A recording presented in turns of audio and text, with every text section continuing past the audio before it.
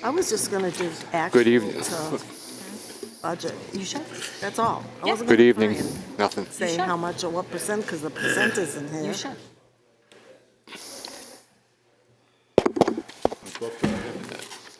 Good evening, everyone.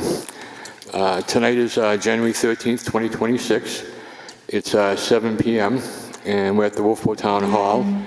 And this evening is going to serve as the public presentation of the proposed Wolfeboro Town budget for 2026. If you folks would join me in the Pledge of Allegiance.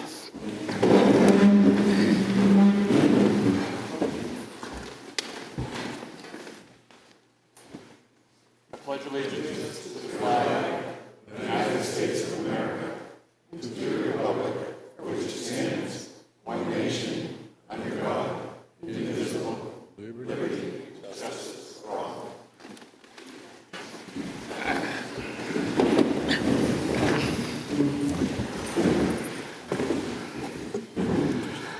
I want to thank everyone for coming out this evening. We've got a pretty good crowd here. What we're going to do is we're going to go through the budget, and then we'll tackle the individual warrant articles. If possible, when we go through the budget, if you have some questions, if you can write them down, and then when we get to the end of the budget, we'll be glad to answer all your questions. Feel free to make any recommendations if you want to make further cuts. If you want to increase the budget, anything like that, now is the time to do it prior to the deliberative session. Just some good news. As you know, we went through the reevaluation this year, and out of the 231 cities and towns in the state of New Hampshire, Wolfeboro had the 9th lowest property tax per thousand. We were at $8.36. That $8.36 includes the municipal, the county, the local education, and also the SWEP money that we raise, which is the statewide educational property tax. The highest tax rate in the state was the city of Keene, and they pay $34.37 per thousand.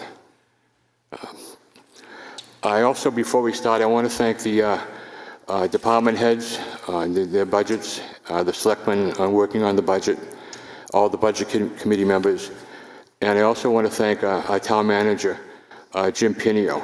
He's worked very hard to get a reasonable, common sense budget. He's done a great job. We ask him a question, we have the answer within the next meeting, or even prior to that. So I'd just like to give Jim a round of applause because he has done a great job.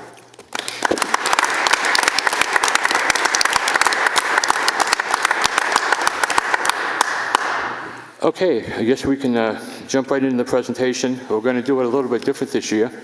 My colleagues here at the table are going to take a certain section of the budget. What we do every year is we all take a different department, and we try to meet with the department heads and review what their anticipations are going to be for the following year budget, if they need anything special as far as equipment, additional employees, things along that line.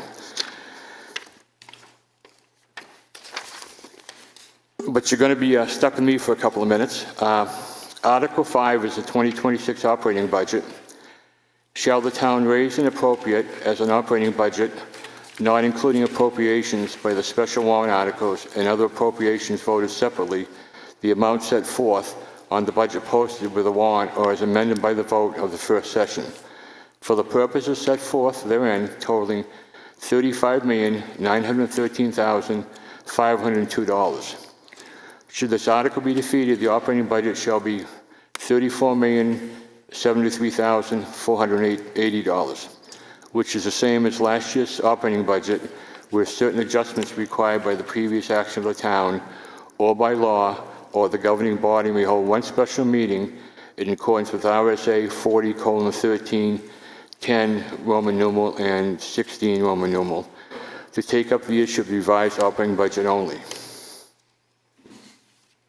And that represents $3.14 per $1,000 of assessed valuation.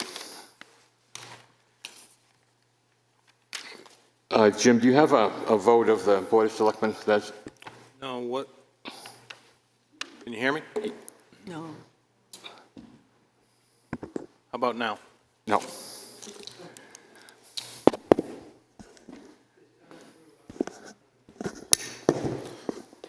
No, the board has not voted on this. Traditionally, what happens is after the budget committee vote on the budget, it goes back to them, and then they vote on the budget after you have finalized it. Very good, thank you.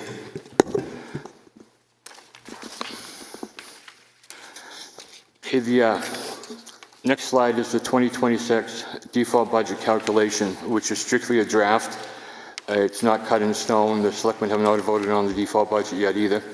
But what a default budget is, according to RSA 40:13(9), parentheses B, default budget is used in a subdivision means the amount of the same appropriations as contained in the operating budget authorized for the previous year, reduced and increased, as the case may be, by debt service, contracts, and other obligations previously incurred or mandated by law, and reduced by one-time expenditures contained in the operating budget. For the purpose of this paragraph, one-time expenses shall be appropriations not likely to reoccur in the succeeding budget as determined by the governing body, unless the provisions of RSA 41:14-B are adopted at the local political subdivision. Currently, we've been advised that the proposed default budget is $34,073,480.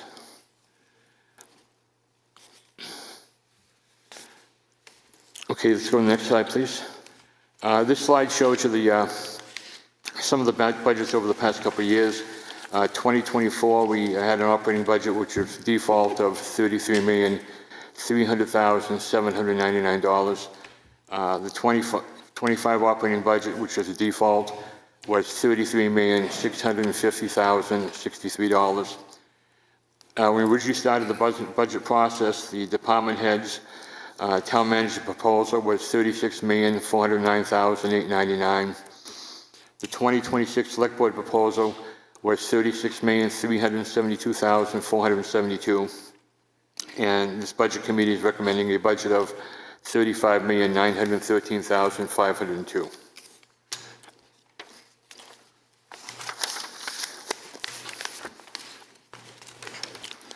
This next slide shows you the different, on a pie chart, the different parts of the budget.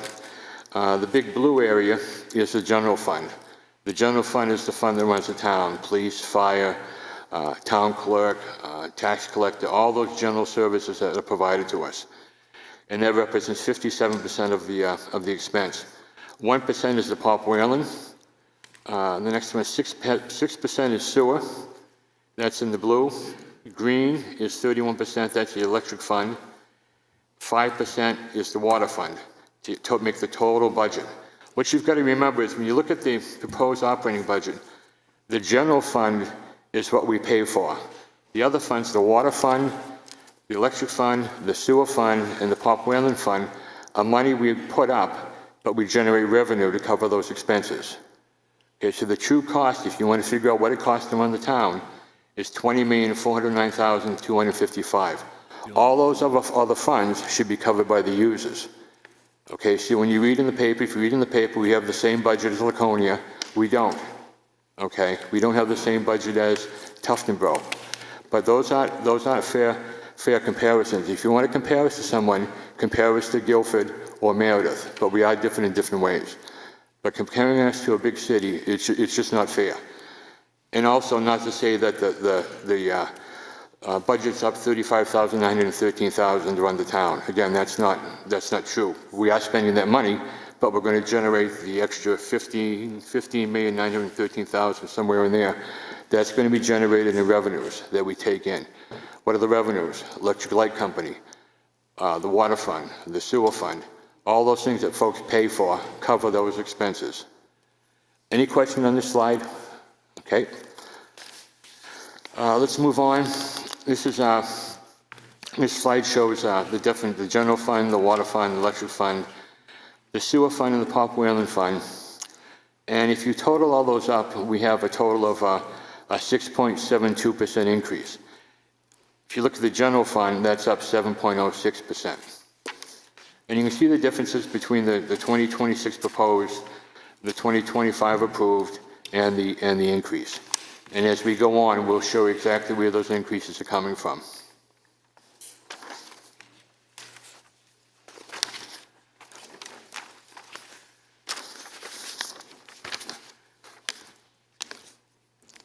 Okay, next slide shows the general fund budget drivers.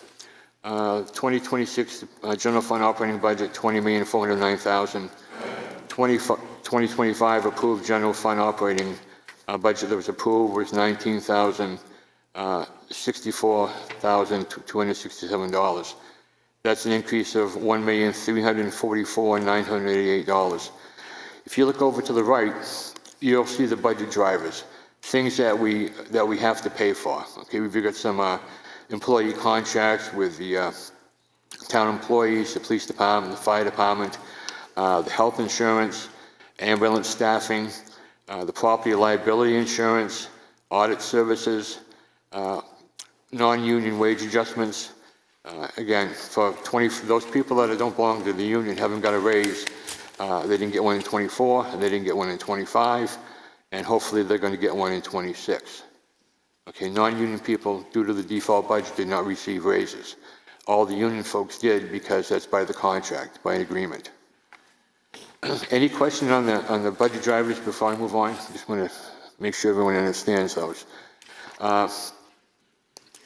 Then if we go over to the down to the bottom there, it'll show again the proposed 2026 budget for the general fund, what was approved in 2025, the increase, and all the other funds that you can count up and add up, and shows a total increase of everything of 6.72%.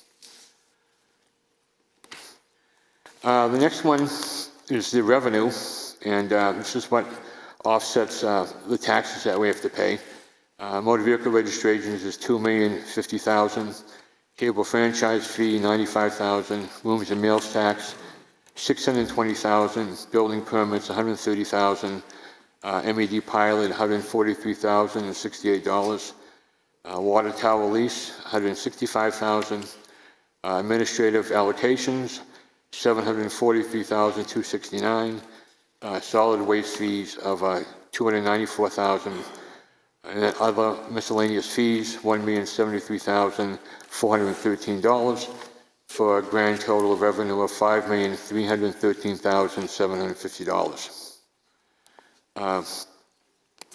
And then again, we've got the general fund budget minus the estimated revenues, and then it shows raised through taxation 2026 estimate of $15,095,505.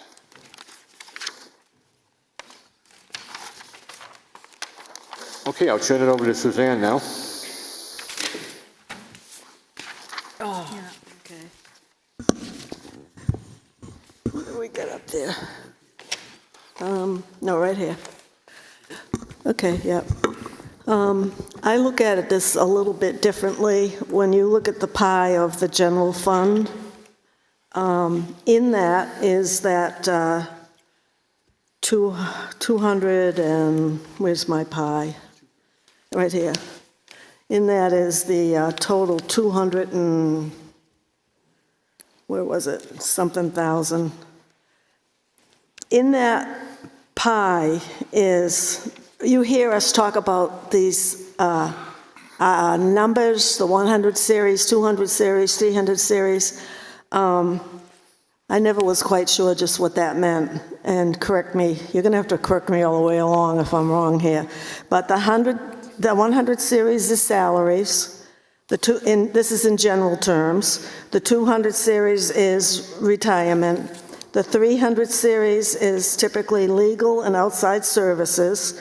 The 400 series is insurance, oil, and stuff like that to keep the building running. The 500 series is printing and advertising. The 600 series is office supplies. And the 800 series I found to be miscellaneous travel and committee needs. And then what I did was I looked at the overall, I think John and I split this. So I looked at the portion that I was given, and there's not a whole lot of difference between what was being the actual and what's being asked on most of them. So I'll start with the executive, And and I'll go right to the total. I'm probably not following your slide, but I'll go to the total. And it was, the approved budget in '25 was for $232,656.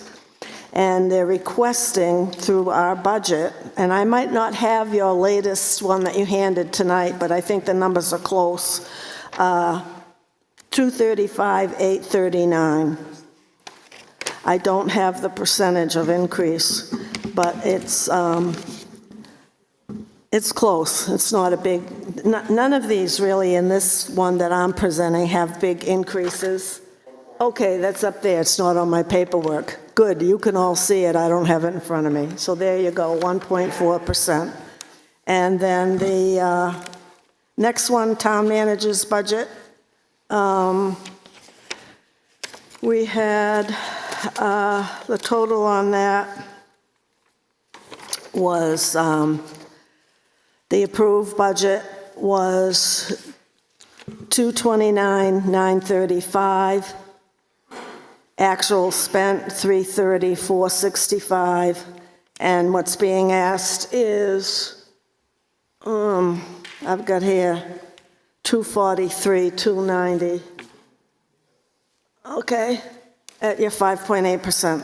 Okay, we just got different paperwork tonight, so I'm working through this as I go.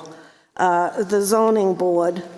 Now, when you get to zoning board and planning board, if you get, I don't know just what the handout's going to be by the deliberative, but you'll see going across some of these lines, you'll see 0, 0, 0. In most cases, that 0 represents that that line has been moved over to incorporated for, they're telling me, for bookkeeping purposes like legal and phone and items like that. They're trying to incorporate into one budget line. So you won't have a complete picture of the planning board budget or the zoning board budget. You have to go to the legal, and it is identified under legal, which is for planning board, which is for zoning board, and so forth. Zoning board, they asked for, they expended, where am I? The actual expended was 6,026. They had approved budget of 8,046, and okay, and then the budget committee has asked for 757 at a -7%, and that's again because the legal was taken out of there and put into its own account for legal. Similar thing for planning board.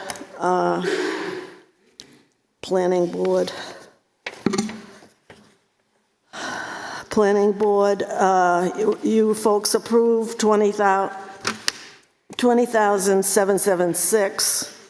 The actual expended was $11,308. This year, they're asking for $11,345, and that is a -45%. Again, the legal's been taken out and put in its own account. You might want to be mindful of the under expenditures. It may be explained later. I tend to think the under expenditures end up in the undesignated fund balance unless that money was shifted and spent in another line, which they have the right to do. The next item was, okay, our dear friend Pat, town clerk. Am I on town clerk? Yep. I'm not going to use that. Thanks, Paul. Thanks for trying to help me. Okay, so town clerk was, where does he go? Town clerk total. Approved budget was $233,937. Actual expended as of December 31st was $225,977, and they're asking for $251,734. The next item is finance. And again, we have empty positions, so you'll see the numbers. We have a question.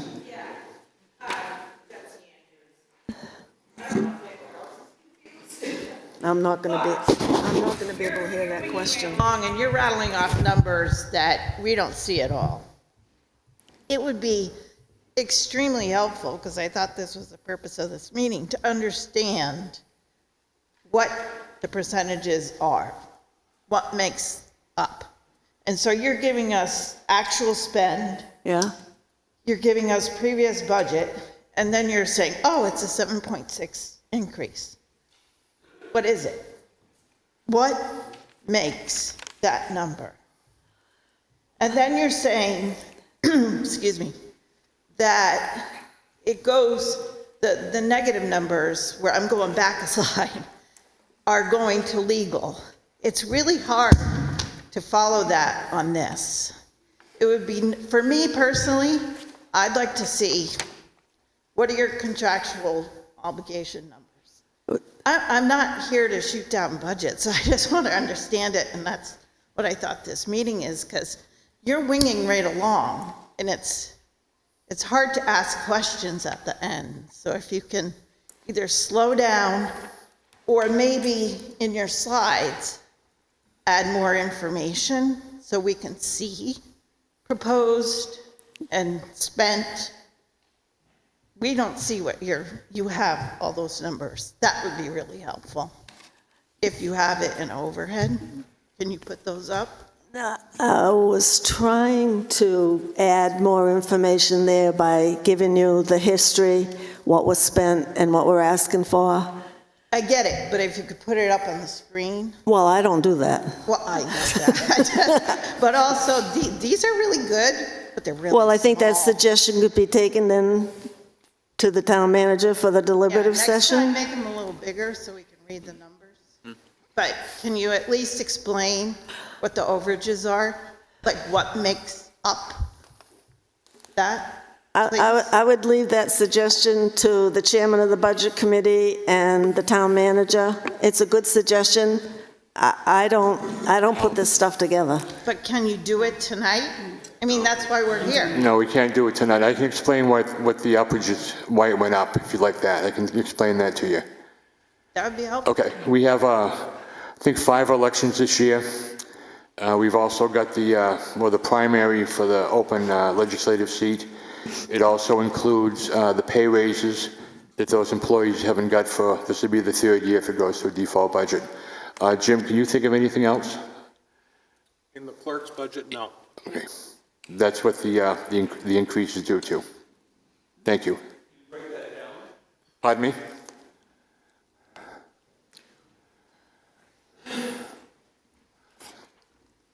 Mike Parton, I was at the budget committee where the town clerk's budget with the increase for the additional elections, the town clerk didn't bother to appear, and Jim Pinio did his best to explain it, but it did not come to anywhere close to $18,000. Can you break down the 18,000? Or 17,794.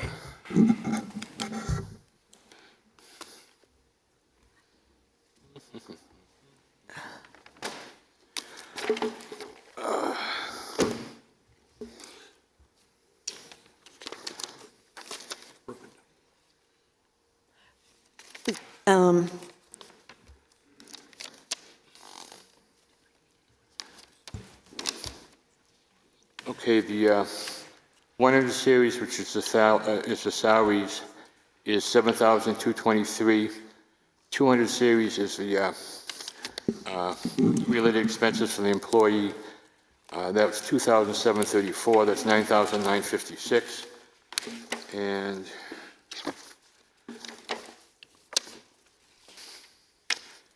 trying to find the elections here. John, that number went from 19.9 to 28.9, so it was an additional 11,000, or 19, can I add? So that was an increase in that line for elections, because this was based on the 2023 numbers, and in 2023, there was only the town meeting, so there were 2 elections. In this year, with town meeting, an extra primary, then another primary for the state and the federal, and then that election. So we're going to hit 5 elections this year versus in the original number, because our last budget we voted in technically was 2023, a default budget. So we're talking about an additional 3 elections from the 2, so from 2 to 5. That's the primary driver there. Thank you, Bobby. You want me to continue, John? Yes, please continue. The election, if I may, the election increase was $28,900. From the $19,900 to $28,900. That is the increase, $10,000 roughly.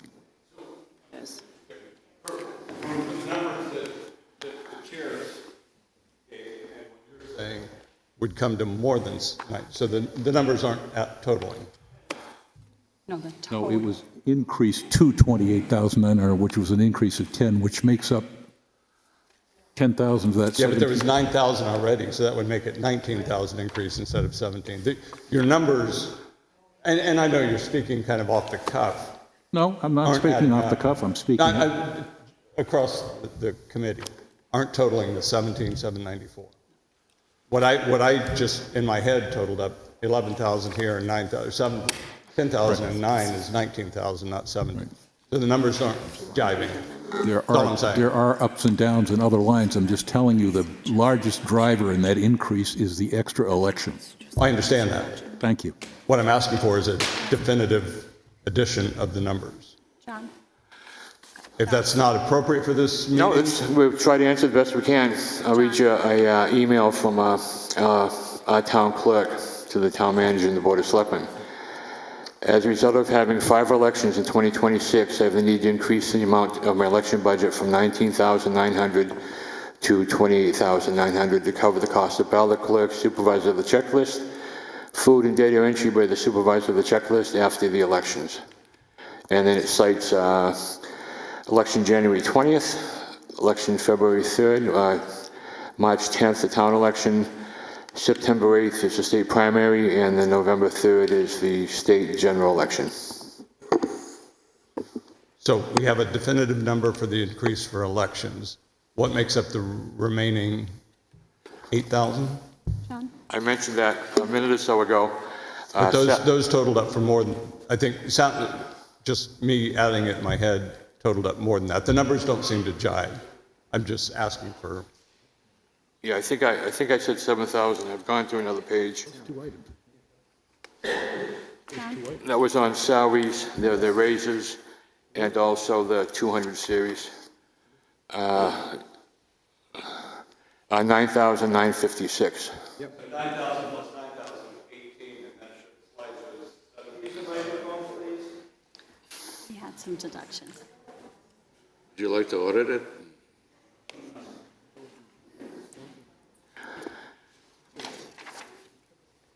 Okay, I think we've tried to explain that to the best of our abilities.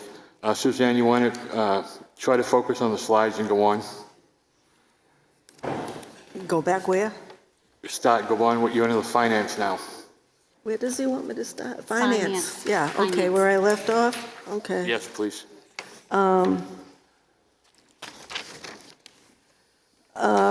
Finance.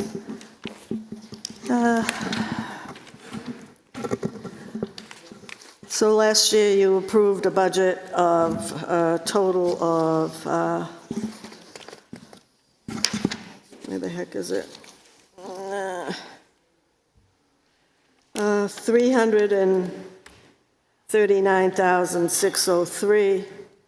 Actually expended was 310,768, with a budget request this year of 351,005.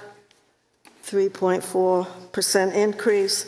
And one of the things that's important in this budget is the audit service.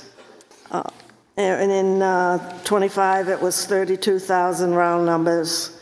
Actual was 28,000. The audit service as being proposed for '26 is 60,000. And then assessing, we had, assessing is a hired contract service.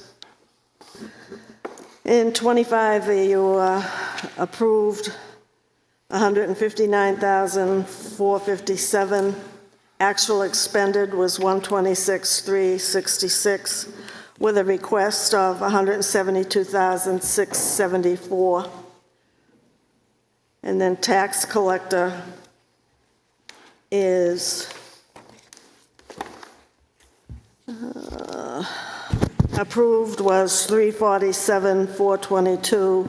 The actual expended was $307,488, and we're requesting $375,849 with an increase of 8%, 8.2%.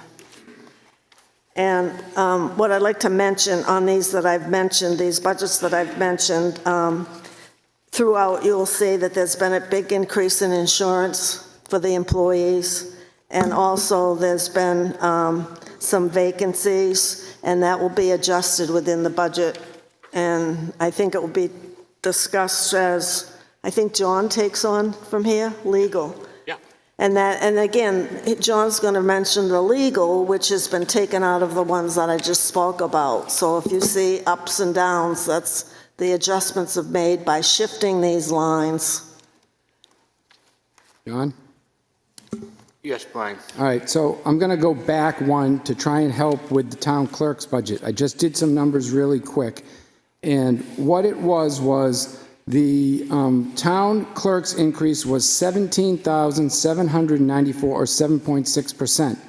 The two drivers in the budget were $9,956 in salaries and $9,000 in elections.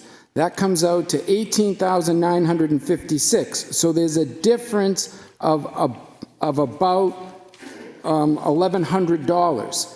So the rest of the budget is made up of all the different pieces: telephone, outside services, which would be us paying to have ordinance written, restoration of town records, printing, advertising, office supplies, computer supplies, travel and meetings, all the things that she does in her operating budget. Some of that stuff went up. Postage might be less this year than last year because we're doing online billing. There's a lot of things that can cause that to bounce up and down a little bit. Her overall operating budget went down a little over $1,100 or $1,160 or $62. So if you subtract the $1,162 from that $18,956, that comes out to the $17,794. Thank you, Brian. Okay, we're going to move into the legal expenses. That covers any type of legal action that the attorney has to be involved in concerning the planning department or any other department within this building. Pretty much is covered under the legal expenses of $115,000, and that's level funded. Then we'll slide down to personal administration. Health insurance, $2,632,346. Dental insurance, $92,556. Life and disability, $76,604. Unemployment comp, $2,000. Workers' compensation, $126,294. Health insurance for the employee still is escalating. We have our health insurance now through a group called School Trust, and a great number of, school care. I'm getting the two intertwined. School care. and that's where a lot of the cities and towns get their insurance from. It's a risk pool. And this year we got assessed, what was it, Jim, 385? $377,000 that we had to pay school care as kind of it's an assessment. They demanded that we pay them that to make up the difference because our claims exceeded what they made. We're pretty much locked into school care, and correct me, Jim, if I'm wrong, by our contracts. Hopefully our employees, our union employees, will understand that insurance is getting out of control and we've got to try to do something to bring it back in line. But right now we have to stay with school care, and hopefully, as I said, the employees will try to help us out and let us switch to a different carrier or some type of different policy. What's it going up total this year, Jim? 24.9%. 24.9%. That's for the new assessment from school care, what we're going to have to pay. Okay.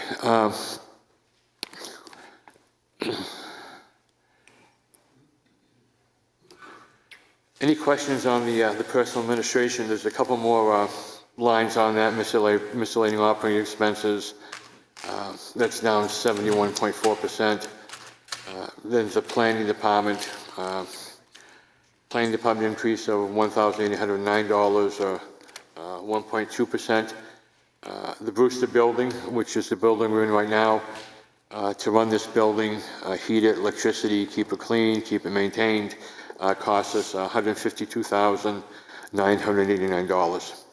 And that's a decrease of $10,099. As Suzanne mentioned, we approached the department heads and asked them to not hire any new employees until March 1st. So we did have a savings on salaries, and we had a savings on insurance, the related insurance. All the department heads were very cooperative and agreed to do that. Police department took a couple, highway department, and we appreciate them stepping up and trying to help us cut down the cost a little bit this year on our budget. Okay, now I've got also the cemeteries, $18,797.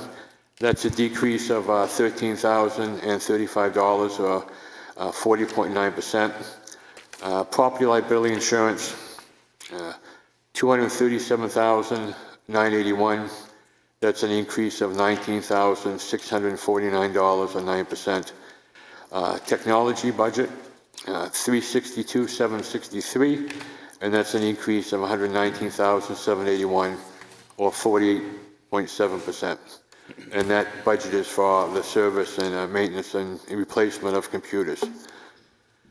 Okay, now we'll move to the police department. I'm going to turn it over to Tom Bell.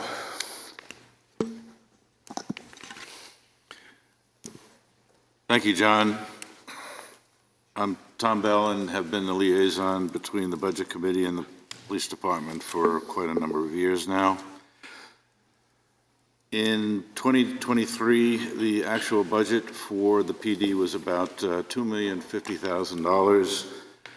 In 24 and 25, the default budget was imposed, and it changed a little bit, but mostly because of the union contracts and perhaps insurance other than health, dental, life, and workers' comp. The proposed budget that the PD submitted this year was $2,004,000 in round numbers.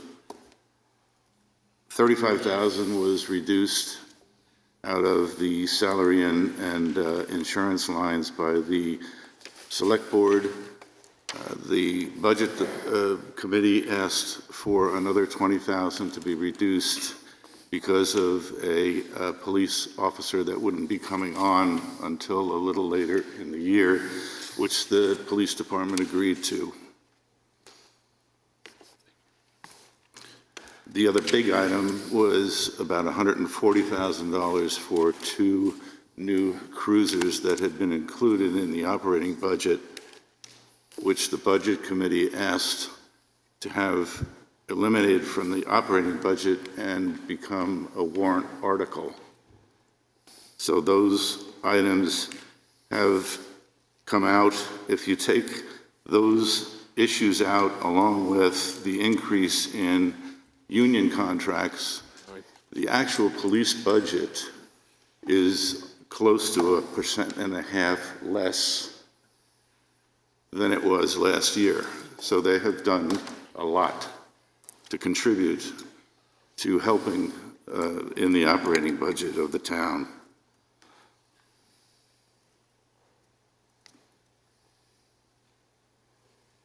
In terms of, an editorial comment for the community. You know, I really truly believe that the police department has done and will do everything possible to deliver what is necessary to provide the expected service to the community. At this juncture, what the voters really, I'd like them to appreciate is the fact that the 2 cruisers that are in the warrant articles are critical to them delivering on the promise that they give every day to us to provide the service that we expect and the protection that we expect. The communications budget of $640,000, $638 is an increase of close to $77,000, 10% of which is union contracts and insurance, liability, auto, not health, dental, life, comp. So that increase is pretty much baked into the numbers. Animal control is $30,000, 8.1% increase of $2,200. So if there's any questions, I'd be happy to address them. Thank you, Tom. And turn over the fire department to Bob Mulholland. Thank you, Mr. Chairman. Bob Mulholland, liaison for the fire department. So we're going to cover the fire department total budget, which is $2,181,748. It's a decrease of $11,529 or 0.5%. The drivers for this are salaries and benefits. So give you an example of, not an example, give you the actual, what the salaries are for this year, 2026 proposed, or actually their contracts, so that they're going to happen. It's $1,630,380, which is an increase of $145,078, 9.8%. That's the big driver in that fire department line budget. Public safety building, $145,902. It's an increase of $82,647, or 130.7% increase. So that covers maintenance, fuel. There are some inspections in that new building that have to happen. There's an elevator in there. There's an Ansel that goes over the kitchen stove that has to be checked every year. There's sprinkler systems that have to be checked. One of the other bigger things in there, obviously, is fuel. It's a bigger space, so there's no history for this building. We're building that as we go. So that's the reason that budget is where it is. Emergency management is $5,243. It's an increase of $501 or 10.6%. And that's Chief Zotti is the director of that. Ambulance service, $745,898 is the total budget. So the ambulance itself for Stewart's is $469,945, or 170.3%. So what you got there is, the difference is the contract for 6 months for Stewart's, and then 4 staff for the new ambulance that's in service in the fire department currently. Any questions? I'd be more than happy to answer them. Thank you, Bob. We'll now move into the code enforcement. Their total budget is $148,562. The code enforcement officer asked us for a new software, which is be more efficient and for doing his job, and will hopefully cut back on a lot of the paperwork that he has to do concerning inspections and filling out different forms. So that's up $37,816. Health officer is $11,449. That's up $100. Welfare budget is an increase of $234.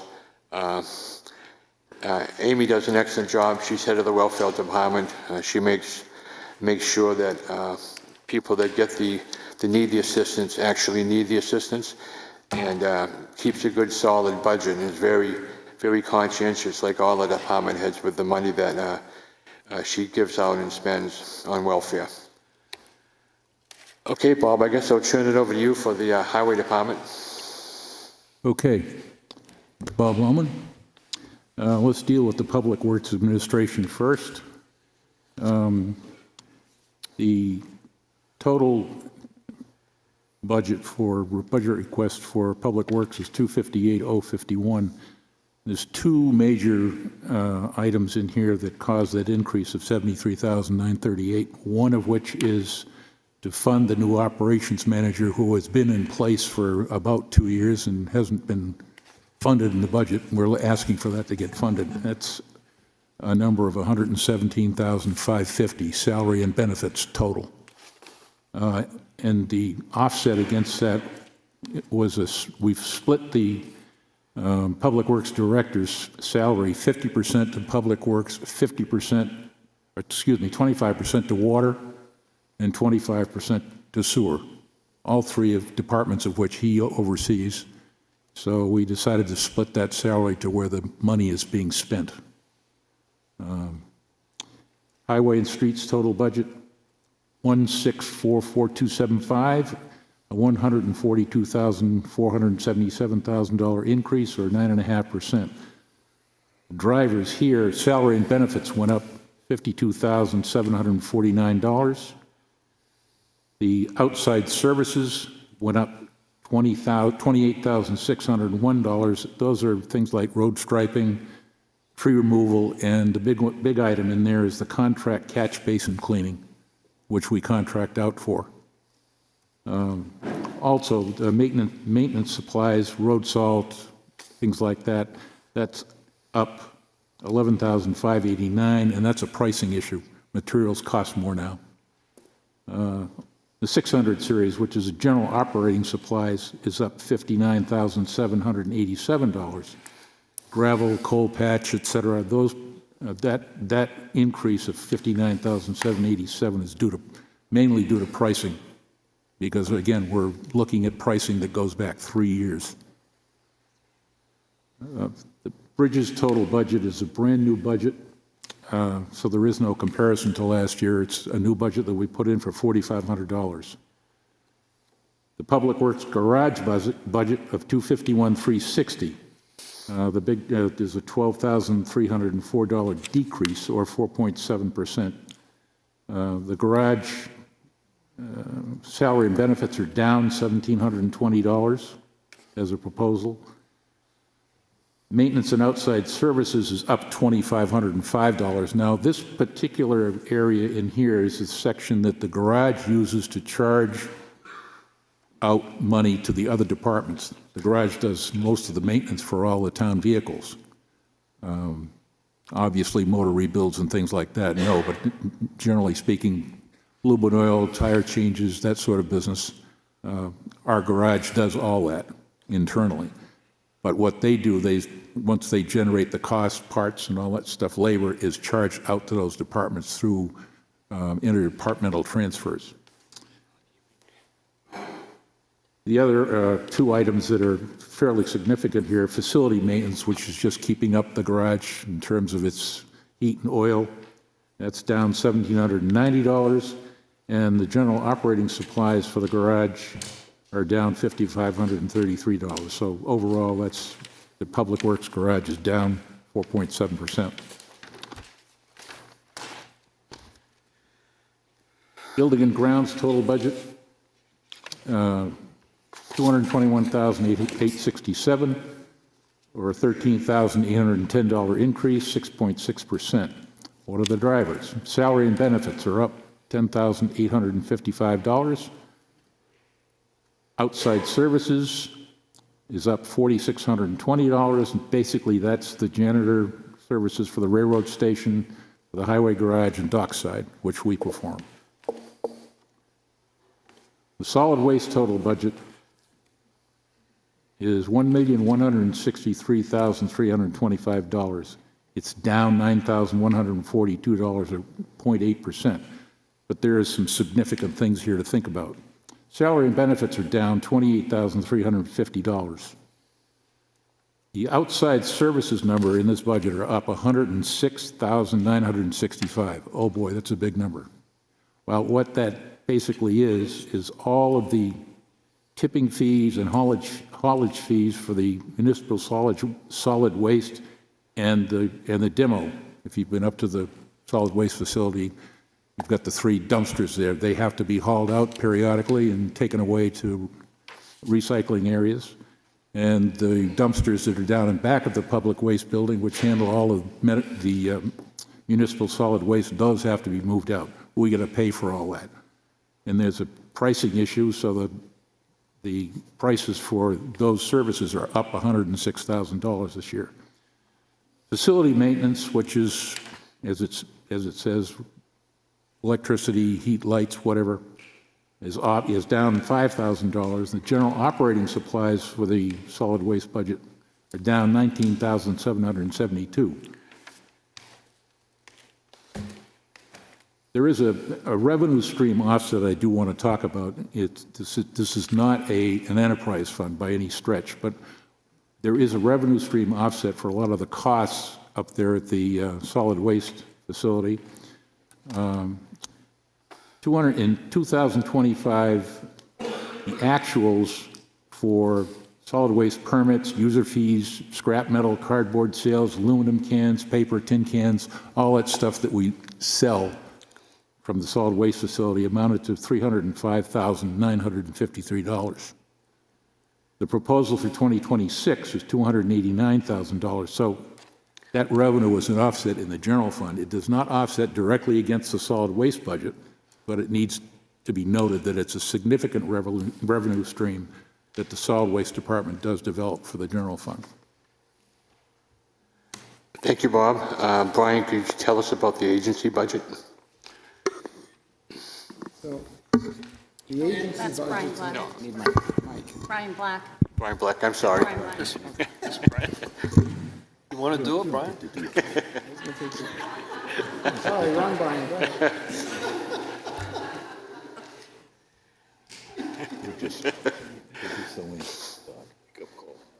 Yeah. Hi, my name's Brian Black. I've certainly been on the Budget Committee for many years and have observed the process of this committee evolve and improve. One of the first areas that we delve into when we start a new budget is our agencies that the town gives to.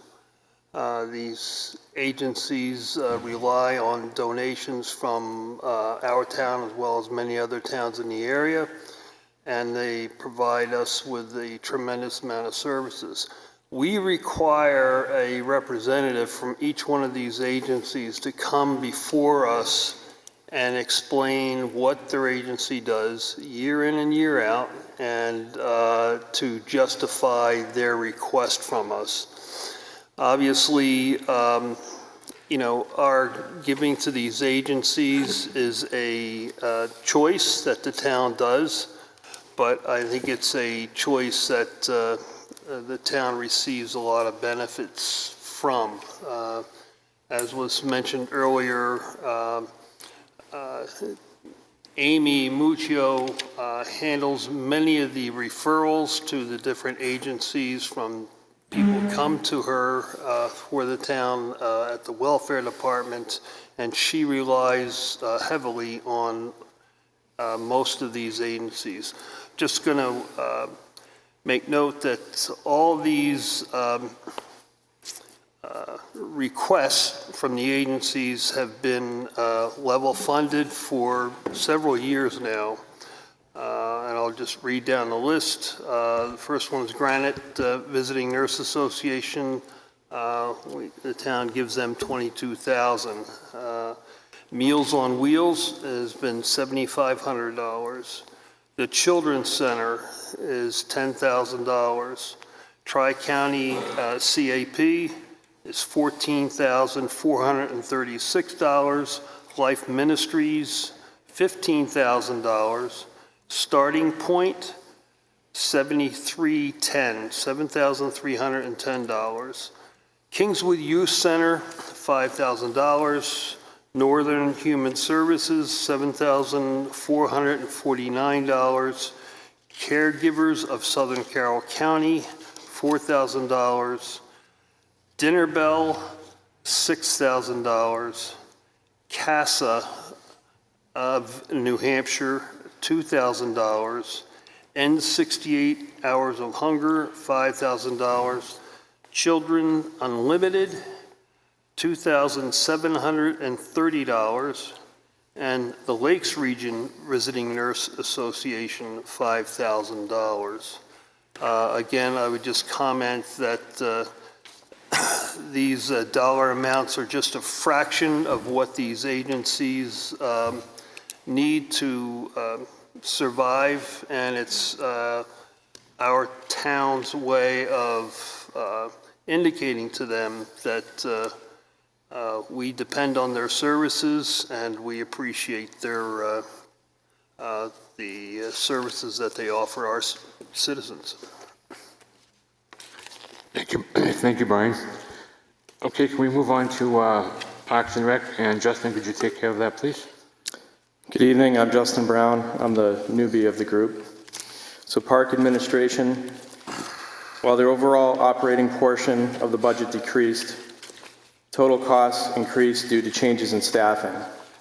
Specifically, in the fall of 2023, a program coordinator position was converted from part-time to full-time, and the director of Pop Whalen position was added.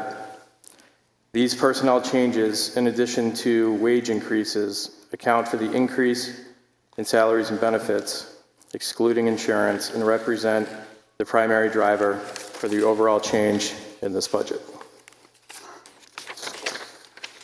Park maintenance. This budget line shows a net increase driven primarily by staffing changes. While operating expenses decreased, salaries and benefits, excluding insurance, increased due to the addition of a half-time position. The change reflects a shift in how resources are allocated rather than an increase in the operating cost, with personnel accounting for the majority of the adjustment. Beaches. This budget reflects an overall decrease in both wages and operating expenses. The reduction is largely due to the beaches being open for a shorter portion of the year, the elimination of lifeguard staffing at Albee Beach, and the absence of a swim coach. The swim coach position and associated costs remain unfunded due to ongoing challenges reestablishing the swim team following the COVID-19 period. But should there be an interest in the swim team, the lifeguards are prepared to fill that void. Together, these factors account for a decrease in this budget. Programs. The program's budget reflects decreases in both wages and operating expenses, primarily due to staffing adjustments and changes in the mix of programs offered compared to the prior budget, which was originally from 2023.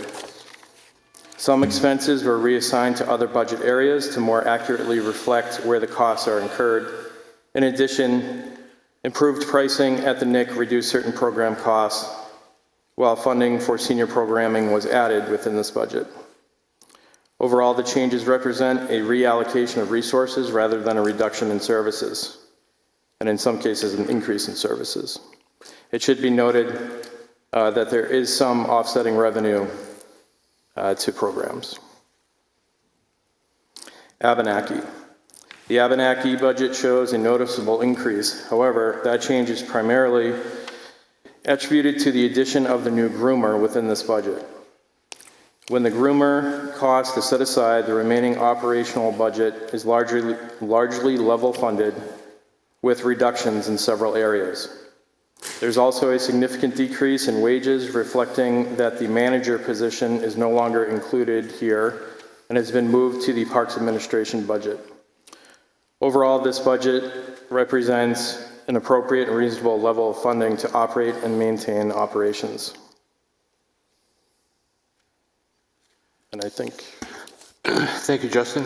Bob Tuffer, hockey rink.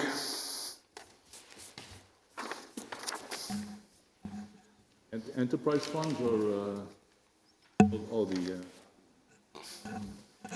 In the microphone, Brian,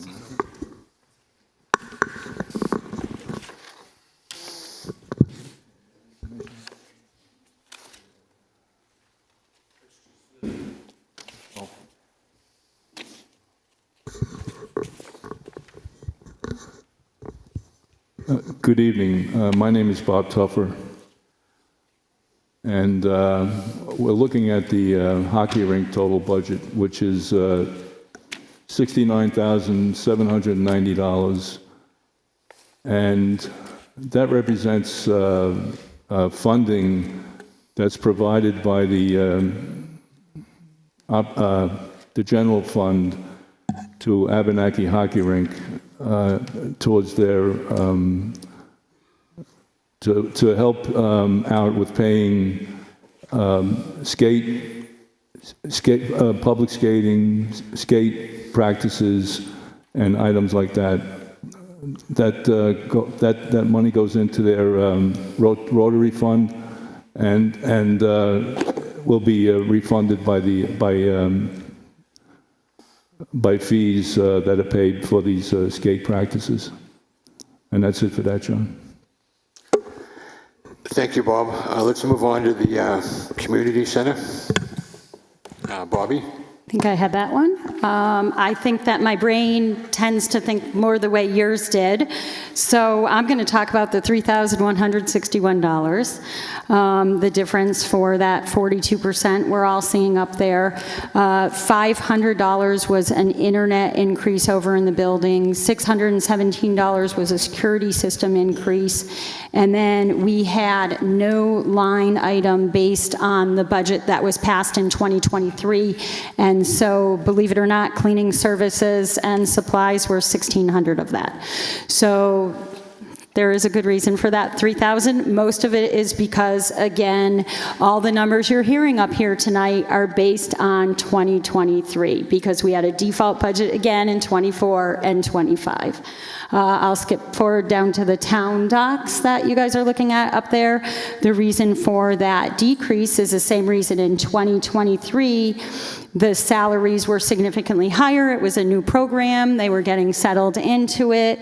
So in 24, we had salaries of about $16,472. In 25, it went down to $13,242. So the select board took off $5,000, bringing that down to $17,982 from that default budget. So that's the decrease there, if we're looking at numbers. And then I had the library. Are we on the library? So the library does have a significant increase, as you can see. The primary driver in that, and I think we have all been to the library, and so we know how busy our library is. The library has had to add a staff member. So our staffing totals went up by $77,660. They also had a very large increase in, again, custodial and maintenance. You saw it in at the public safety building. You'll see it here in Brewster Hall. You'll see it around having a new cleaning service around town has been a significant expenditure in our budgets. That is $30,000, because you have to remember in 2023 we had zero money in there. So we're looking at 30. So now we're up to 107, and we're talking about 108. I have to say, Allison, the director, and Joyce have done a great job bringing down other sections, because our main driver in this is the most important one, and that's that our books and periodicals actually went up 61.67%. And that's another 30,000 there. If you look at that and you added that 30,000 on there, we would be hovering way over 150. But the library did a great job bringing that down. And I just want to talk about those periodicals and that 30,000 and all these numbers to put it in perspective. I want to compare what our library was doing in 2023 for just 2/3 of the year versus 25. In 2023, 45,000 people walked through the door in the first 8 months. In 2025, 48,000 walked through the door. Their program attendees went up by over 1,500, and the online circulations, people actually walking in, and I mean people online, went up from 11,000 to almost 18,000. So we are using our library. It's a huge driving source in our town. The library does have a small amount of revenue just off non-resident cards. They brought in $6,480 this year for people who are purchasing to utilize our library. And then I also want to talk about the Friends of the library, because they gave us for free over $29,000 worth of programs, yoga, programs for children, and other things. We also have ADA accessibility over there. We have large print books. So I'm very comfortable with selling this budget, and you know, I'm pretty frugal. So when I'm selling this budget, I think it's a good thing. Thank you, Bobby. Brian, can you talk about conservation and also economic development, please?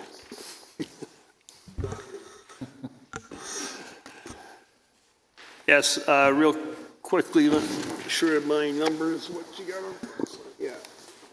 Conservation Commission had a $750 increase.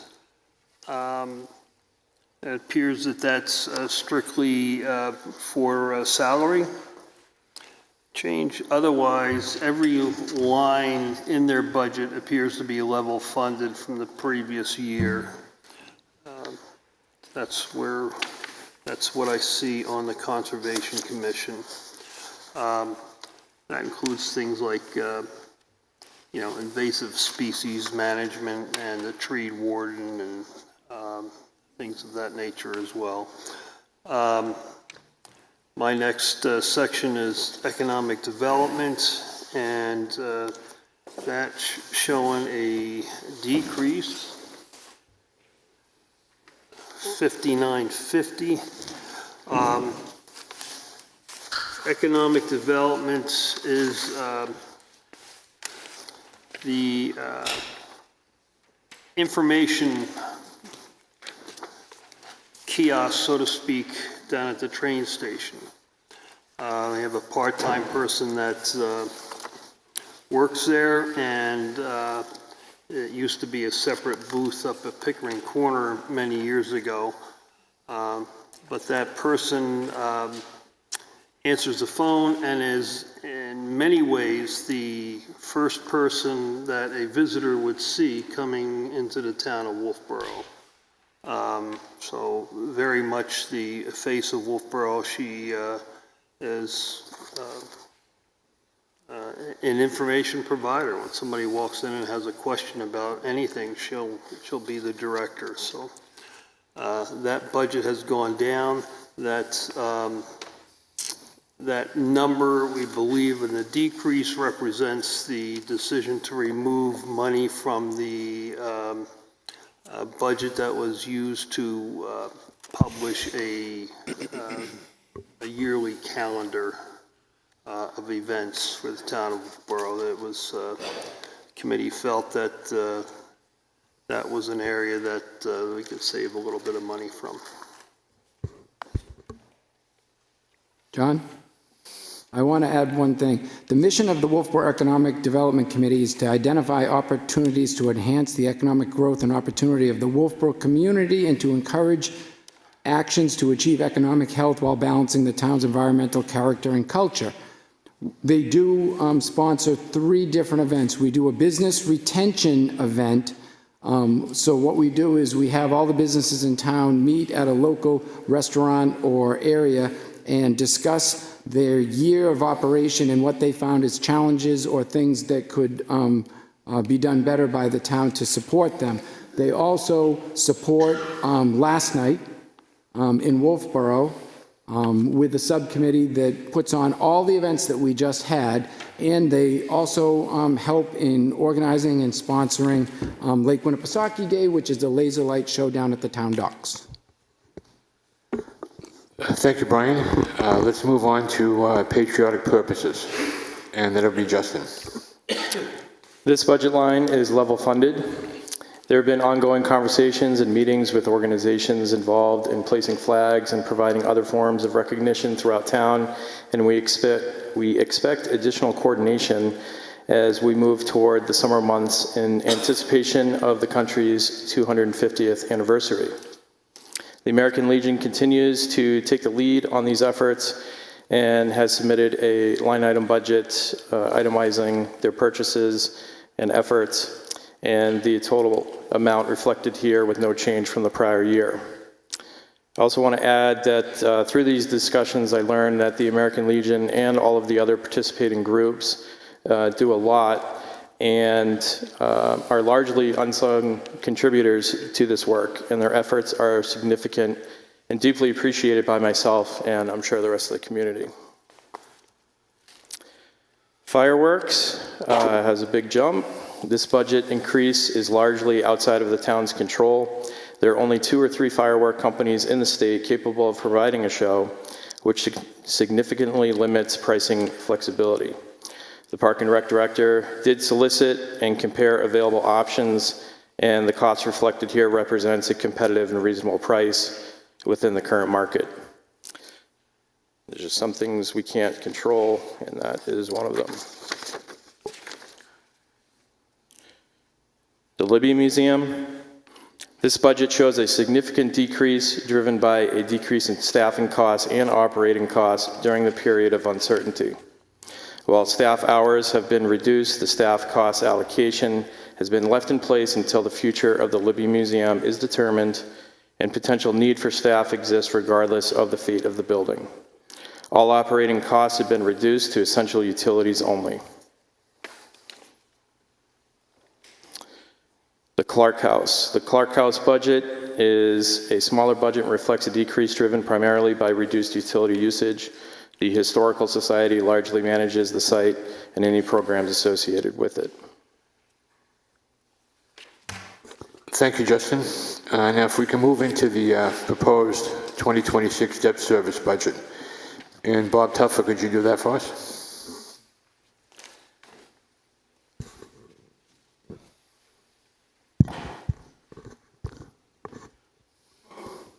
Thank you, John. The debt service is $2,413,190, which reflects a decrease of $171,467, or 6.6%. The intercompany transfers total budget is $575,315. for a decrease of $15,140. This represents a payment of, well, this represents debt service that comes out of the sewer department, which many years ago, maybe about 40 years ago, it was decided, promised to citizens, and I believe put in a warrant article that all infrastructure improvements in the sewer district would be done through the general fund, and that debt service would go to the general fund. And the idea behind that was to support sewer services in our downtown core with all of these schools and the downtown, all of the shopping and everything like that. Most of the sewer district is in the downtown core and might stretch out just maybe half a mile in each direction out of town on Clark Road, Sewell Road, up North Main Street, out Center Street for a little ways, and going out of town maybe as far as the high school, and that's it. Sewer district's a very small district. And the sewer rates, water and sewer rates are very expensive, and that's why the infrastructure improvements were sent to the general fund for payment. That's it, John, thanks. Bob, could you just explain what the debt service is? What are we paying for with that? Okay, we have we have a number of items we're paying debt service on, and it's a result of bonding for many years. Right now, our debt service, I would say, is the general fund debt service is about $37 million, and the enterprise funds debt service is about $12 million. And that's a result of all the bonding that has been done over the years. And that the general fund, the $37 million, is only about $5 million over the debt service level at the end of 2009. So we went up $5 million since 2009, and we got quite a few items done, and that was because we decided to get away from, back then, the town was doing a lot of borrowing, and it was changed. The idea was changed around 2010, and what we did was we decided to try and get away from borrowing as much as we could, and get into more projects by paying cash, creating capital reserve accounts, and basically in capital improvement programs, what we tried to do was put out debt service projects until debt service dropped off, and that's why our debt services in the general fund is only really about $5 million more than it was at the end of 2009. So that's pretty much what it is, John. Bobby? Just to make a correction up there, our sewer fund debt is $575,000. It's not $5 million. There's an extra 5 up there. Oh, thank you. Reflects a typo. Thank you.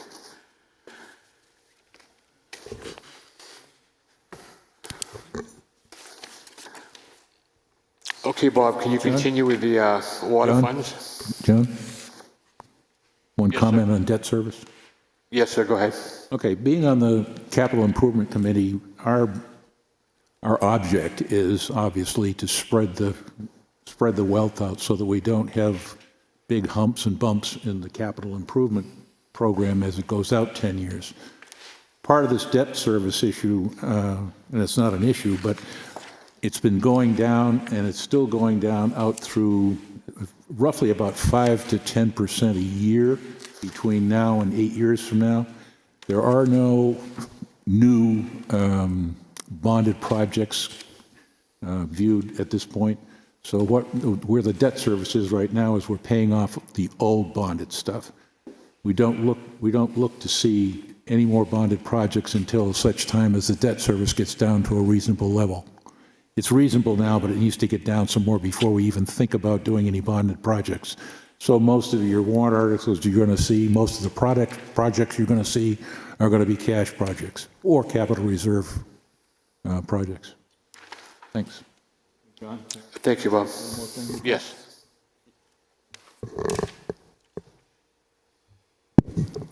Something I forgot to mention with debt service is the state has a guideline for towns with debt service.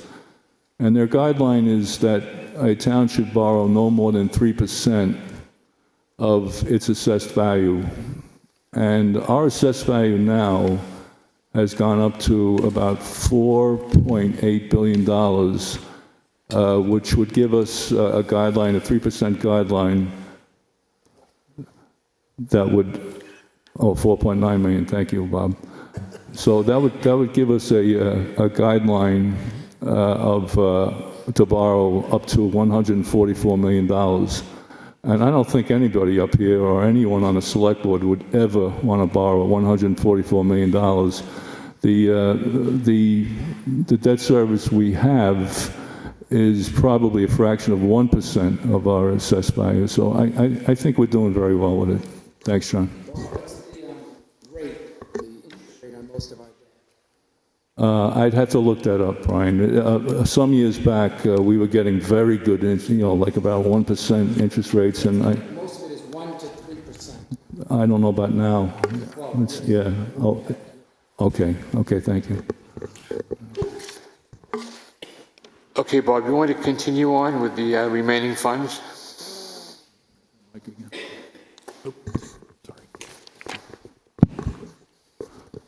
Okay, I was assigned to the enterprise funds, and I'd just like to speak to them a little bit. The enterprise funds, in order of size, are the electric fund, water fund, sewer fund, and the Pop Whalen Arena.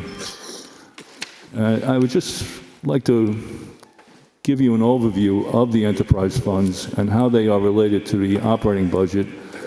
And with this, I would be piggybacking on part of John's opening statement here. I find that many times I come across confusion regarding the budget, where folks think that the total number, in this case, the total number of our budget is approximately 35.9 million, and people think that that number, 35.9 million, has to be raised by taxation, and that is not true. The town budget consists of two parts, the general fund and the enterprise funds. The general fund consists of all of the departments that are not enterprise funds, and the total budget of the general fund is approximately 20.4 million. That number is then reduced by the revenue stream coming into the general fund, and is usually reduced to approximately $15 to $16 million. That number is the amount to be raised by taxation. The total budget of the four enterprise funds is approximately $15.4 million and represents a little over 40% of the operating budget. The electric, water, and sewer department revenues are fees based on meter readings, and the Pop Whalen revenues are based on ice time rentals and the various advertising around the facility. And I'll get into the enterprise funds now. The water fund budget is $1,815,112, and it represents an 11.85% increase, or $192,367. The principal drivers of the increase, one of the principal drivers are the salary, health, dental, workman's compensation raises for the employees, and that would be known as personnel administration. And that number is up $76,303. Also, there's an outside services line representing outside contracted services to us, such as emergency road digs and traffic control, and that's also up. But I don't have the number on that. Water distribution increases represent $172,409. The electric fund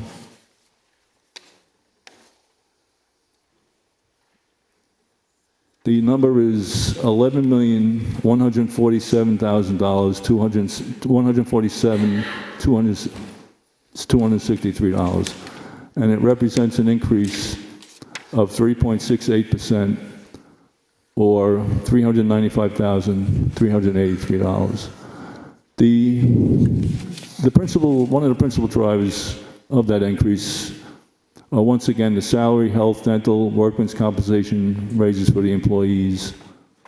And I have that number at,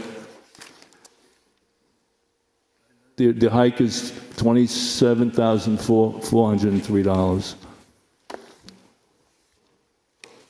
Also, the administration, the electric fund administration is up $256,125.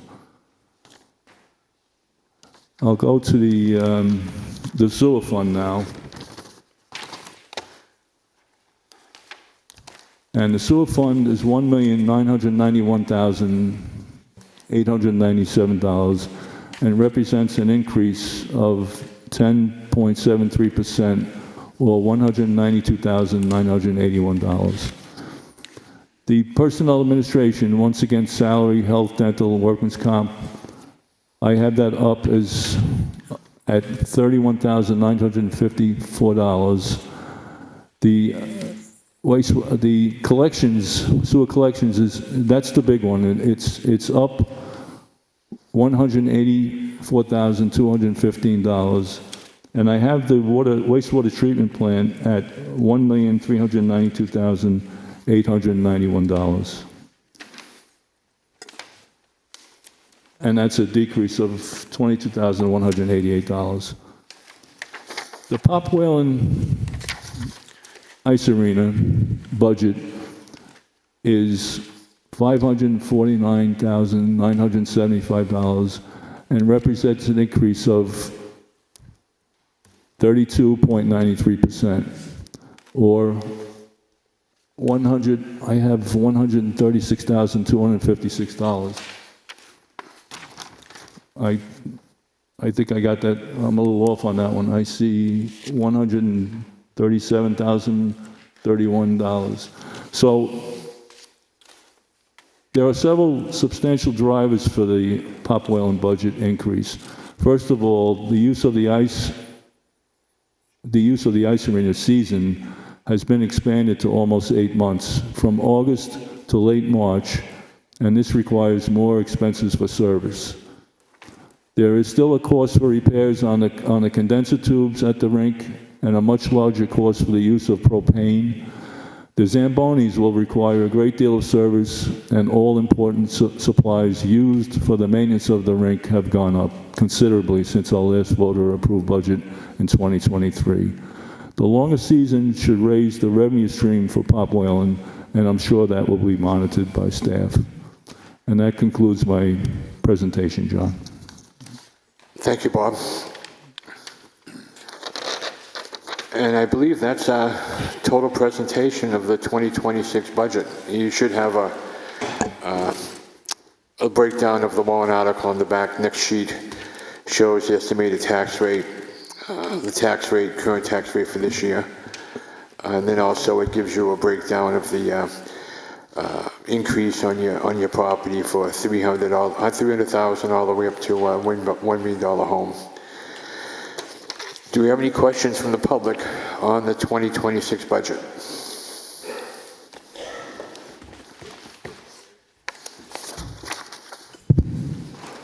Hi, I'm Karen Burnett-Curie from Wolfeboro.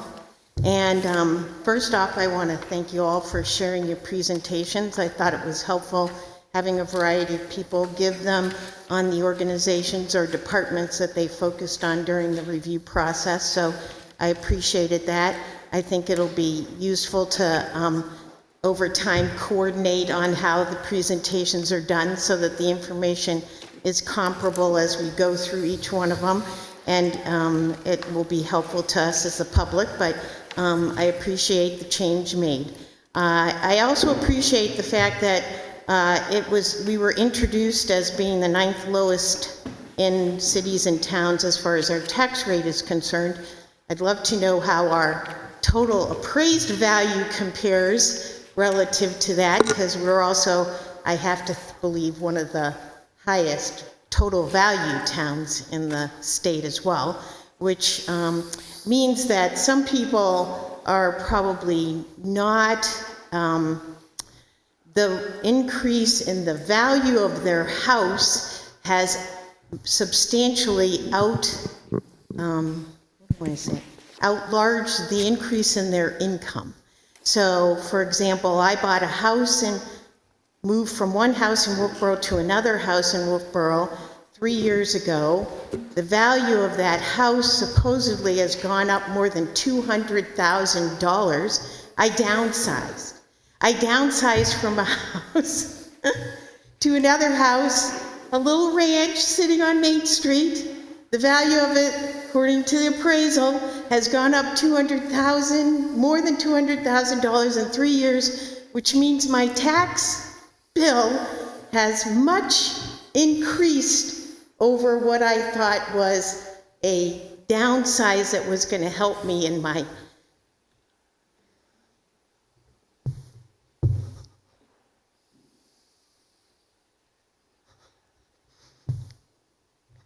sorry, just a second. Thank you, ma'am. Anyone else? Any questions at all? Any suggestions on how we can cut the budget lower, make the budget lower? Oh, I'm sorry, Karen, you coming back? Okay, thank you. I'll try again. Okay. I have a couple of questions. I think it's hard to understand when looking at those numbers whether or not, when it says it's less than it was, is that less than what was expended or less than what was budgeted? So it was very helpful, for example, in Suzanne's presentation, she gave us 3 numbers. She gave us what was budgeted, what was expended, and what the proposal was. When people got to only talking about the 2 numbers that were up there, I was unclear. Was I looking at a slide that told me what it was relative to what had been expended or what had been budgeted in the default budget? Thank you. Okay. The second question I have is related to, we have 4 funds that pay for themselves, excepting 2 of them don't. And we saw the number for one of them. It was, the sewer was listed, and it should not be listed as a intercompany transfer. I have no idea what that means, but because of Bobby's comment about the number being incorrect because of a typo, I was able to then understand that that represented the sewer capital improvement debt that we have. So I would appreciate it immensely if that was clarified in the form. But the other one is the Pop Whalen. So the Pop Whalen is listed as a enterprise fund, but it also, we have a list in the budget of the hockey rink, and then we have a, I believe, amount in the debt related to it, service. So I totally don't see the clarification of how the Pop Whalen is actually paid for. It obviously costs more than $69,790 to run that building. So the hockey rink total budget is not the total budget for the Pop Whalen. So there's the Pop Whalen Enterprise Fund that covers the rest of the cost, I guess. And then the question becomes, it has been mentioned previously that we carry $100,000 or some amount in debt, and I did not see that being listed as a separate intercompany transfer. So that's totally unclear to me. In the presentation on the police department, it was said that it was 1.5% less than last year. I have no idea what that means, because I don't know what the 0.5% is less than. Was that the approved, was that the default budget number or the amount spent? I understand there's been a delay in hiring, but there's also been positions filled, because at one time there were 3 or 4 positions open in the police department. So I don't understand how, if we the last time they presented, they said they were fully staffed. If we're fully staffed, that would suggest that the number would go up because you'd saved money. Part of the way of getting through the defaults through the last couple of years has been saving money on certain positions, like the tax collector's office has been down a person all year. But if that's the case, I don't understand how the police department is 1.5% less than last year if they're fully staffed. I would also like I would like the budget committee and the select people to do a really serious job on addressing the issue of cruisers. So I appreciated Bob pointing out that we have less debt, or we're only $5 million more in debt than we were in 2009. I mean, so we have done a lot of work and not accrued a lot of additional debt as a result. So part has been paid down, we've added some, but not, the net total hasn't been a lot. But in the same return, there are some things we know we've neglected. We've got 3 police cruisers that are 10 years old. 10. Now, I drive my cars for 10 years, but there are a lot of people that don't. And I don't have a police cruiser. I mean, I'm not trying to drive every day on the roads and, you know, serve the people of Wolfeboro. So it seems to me that 10 years for a police car and over 100,000 miles is too long. It's done its duty. And we've not been able to pass a warrant article to get those police cruisers replaced. And it's long overdue. So I hope that there's a plan for how we're going to convey to the public that it is essential if you take it out of the operating budget, so they can't fund it regardless, because if the warrant article goes down, the quote is no means no, then we've got another year. And we've gone from, and don't quote me, but if I remember correctly, 13 operating vehicles down to 12 operating vehicles, down to 11 operating vehicles, down to 10 operating vehicles, and supposedly 10 is how many they need. So we've lost our cushion, and we haven't passed the warrant article, and we're going back again to try and replace 10-year-old vehicles that sorely need to be replaced. So I hope there's a plan. And I hope there's a plan for the increase in the finance department that will allow them to buy new software. Because there's no way that we should be operating an essential service like the finance department, which does all our key calculations for everything that happens in this town, to be so old, it is no longer supported, it is no longer in any way appropriate, because it takes an hour to produce a report, according to our finance director, who has left us. Gee, I would have too if I had to wait an hour for a report to be produced, and I'm doing financial work, and it does no analysis. So I hope that there's a campaign out there for figuring out how to make sure that we are funding new software for our finance department. Thank you. Thank you, Karen Burnett Curry. Just to clear up a couple of things, I think, Karen, one of the meetings we had, I think you missed it, where a lot of the things you asked us about, we talked about. I believe the police chief is the chief here? I believe he's down, is it 3 men, Commissioner? 3 positions? Yeah.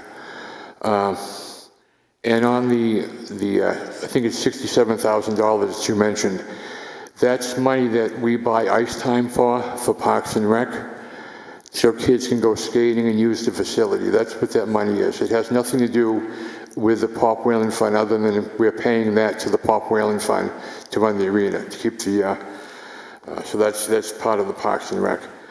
The cruises, they were originally put in the budget. We felt, since we'll always try to be very open with the public, and as the past couple of years, they've been on the warrant article, and they failed, and we didn't want people to have the impression that we were trying to hide them within the budget. That's why we put them on the warrant article. I didn't do that. That was done by a vote of the Budget Committee. Okay, anyone else with questions about the budget, please? Hi, Ann Blodgett. John, you briefly talked about employee comp. The AFSCME people get raises. Town employees haven't had raises.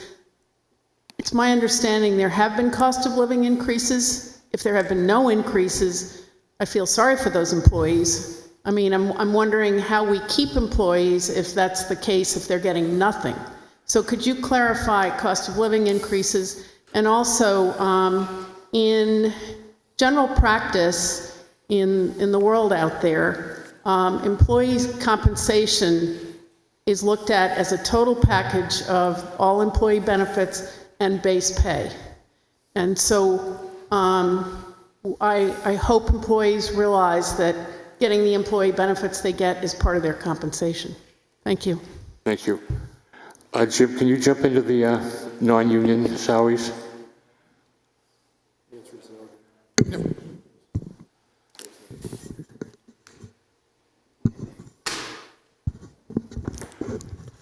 Jim Pinio, Town Manager. And to answer your question, over the past two default budgets, wage adjustments have been issued to non-union employees.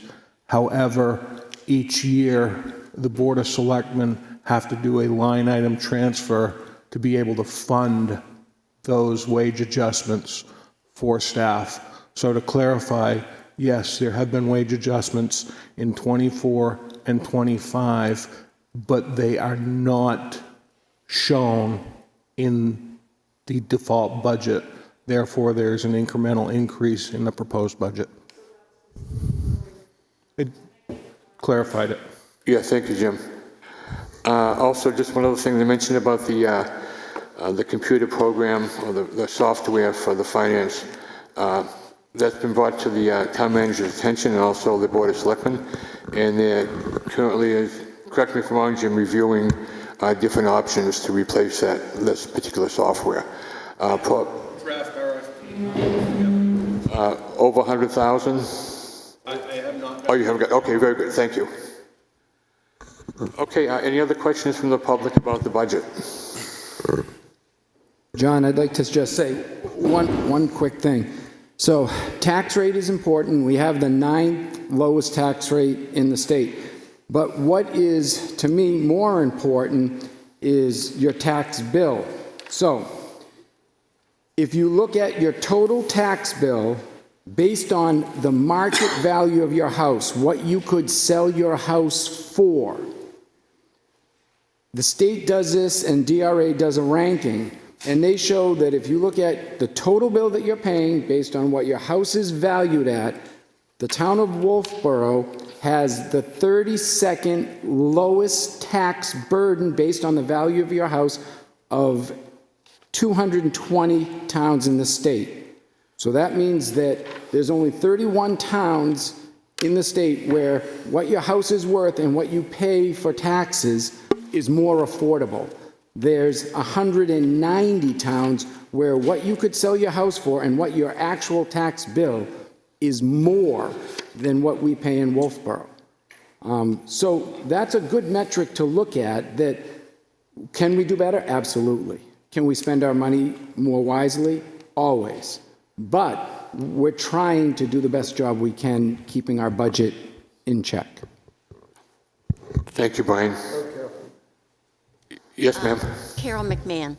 I just have a suggestion, since it's such a tremendous increase in the health insurance, that you look at when you have to renegotiate increasing the deductibles, participation. I worked at Avery Insurance for 10 years, and when I started, everything was free with a $500 deductible. When I left, it was, I was paying half, and the deductible went to $2,000. So that should not be something, that should definitely be something that should be under consideration, because it's the norm and the standard. And with that increase, they should have to, employees should have to appreciate that that's with those costs. with the cost of the insurance as much as the salaries, definitely. And they did, at Avery, did do the total when they gave us our, how much we were making. They added the cost of all of the benefits with it. So it's standard. Great suggestions, Carol, thank you. Paul? Oh, you want to go? Thank you. John, just if I may, a quick question of Mr. Pinio. After the encumbered funds, which are committed by either a legal document or some sort of a legal obligation,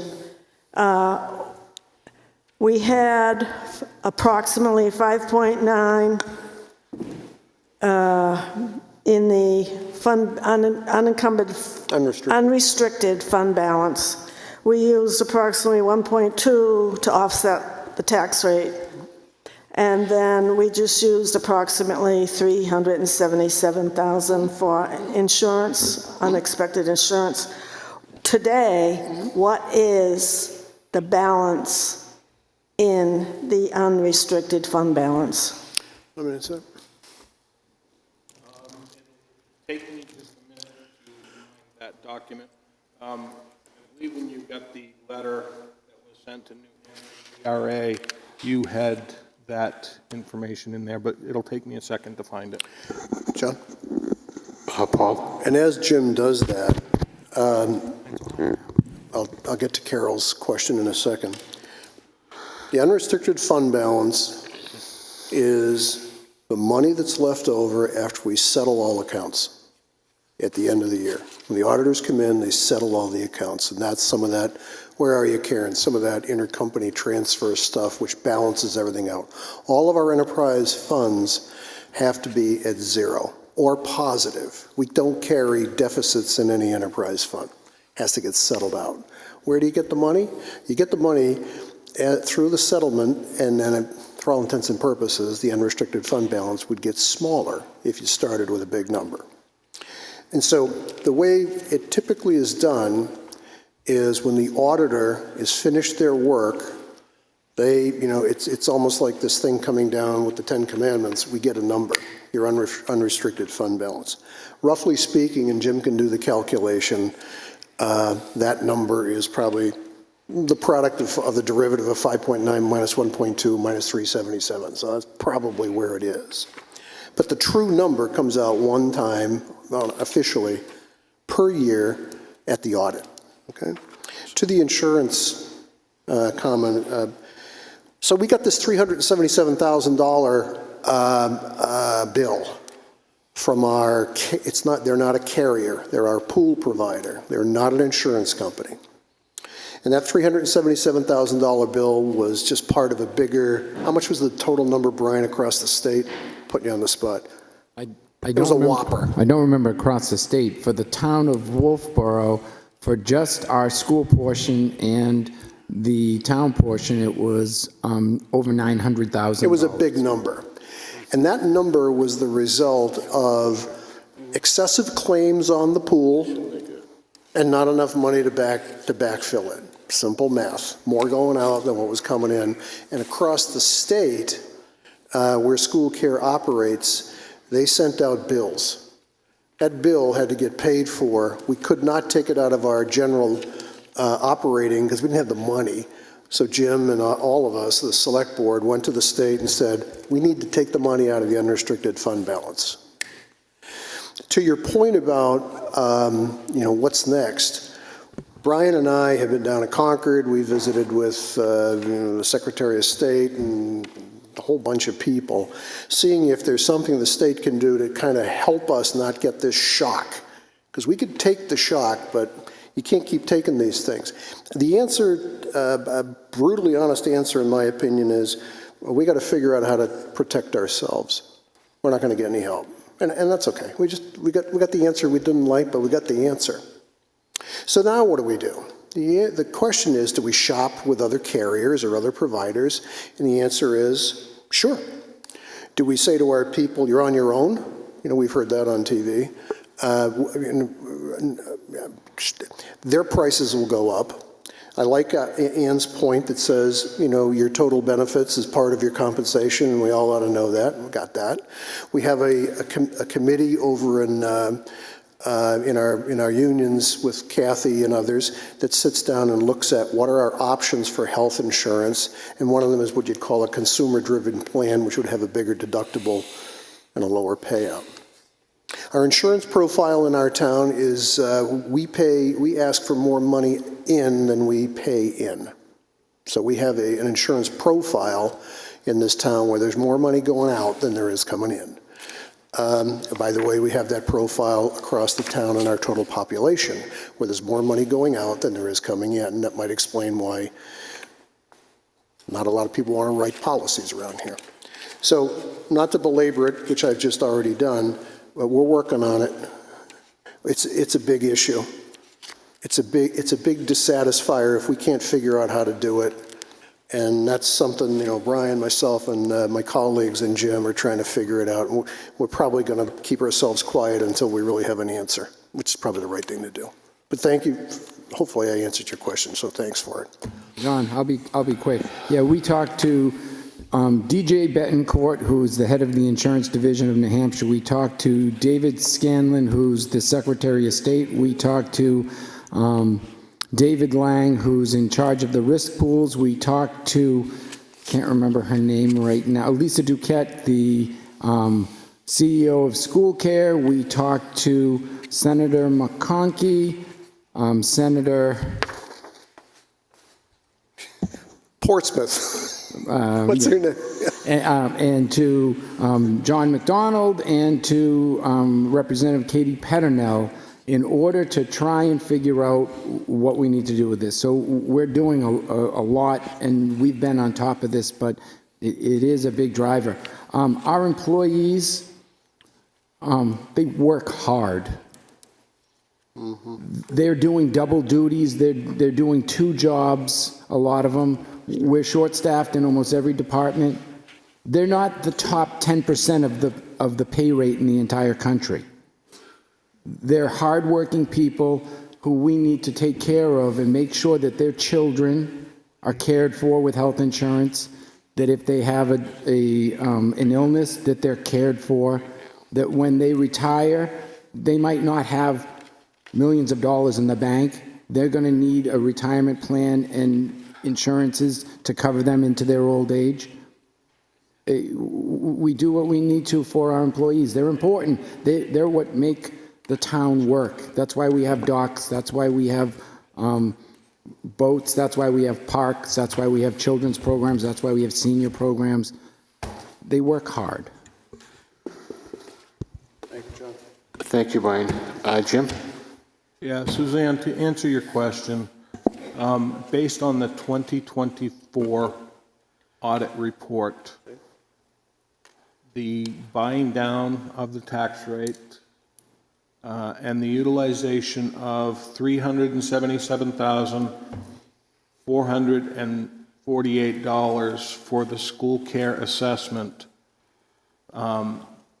the unassigned fund balance based on those numbers is $4,113,717. Okay. John, can I address that, please? Yes, ma'am. Yep. I'm reading from New Hampshire Municipal, who is authority on all of this that we're talking about. Fund balance, sometimes called surplus, and they don't advise that you use that as a surplus term because you can't just go out and spend it or write a check against it. But fund balance are generated in only 2 ways. One, unexpended balance of an appropriation. That's like if you have a warrant article or your budget and there's money that lapses and it isn't spent, it goes into the fund balance. And 2, excess revenues received over estimates. These sums are added to the prior year ending fund balance to arrive at the current year's fund balance. The fund balance is very important to me, not just that what we have that can be used to offset the tax rate. We have money left over, not a lot, each year. Thank you.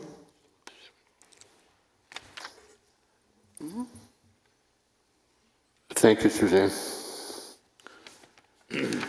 Okay, one more time. Any questions about the budget? Any questions at all? Does anybody want to remove any money from the budget? Anybody want to add any money? Okay. Again, we've spent a lot of time, and I know the selectmen did. And if you look at the comparison between what the selectmen recommended and what we also recommend, it's very, very close. It's probably been the tightest it's ever been for as long as I can remember.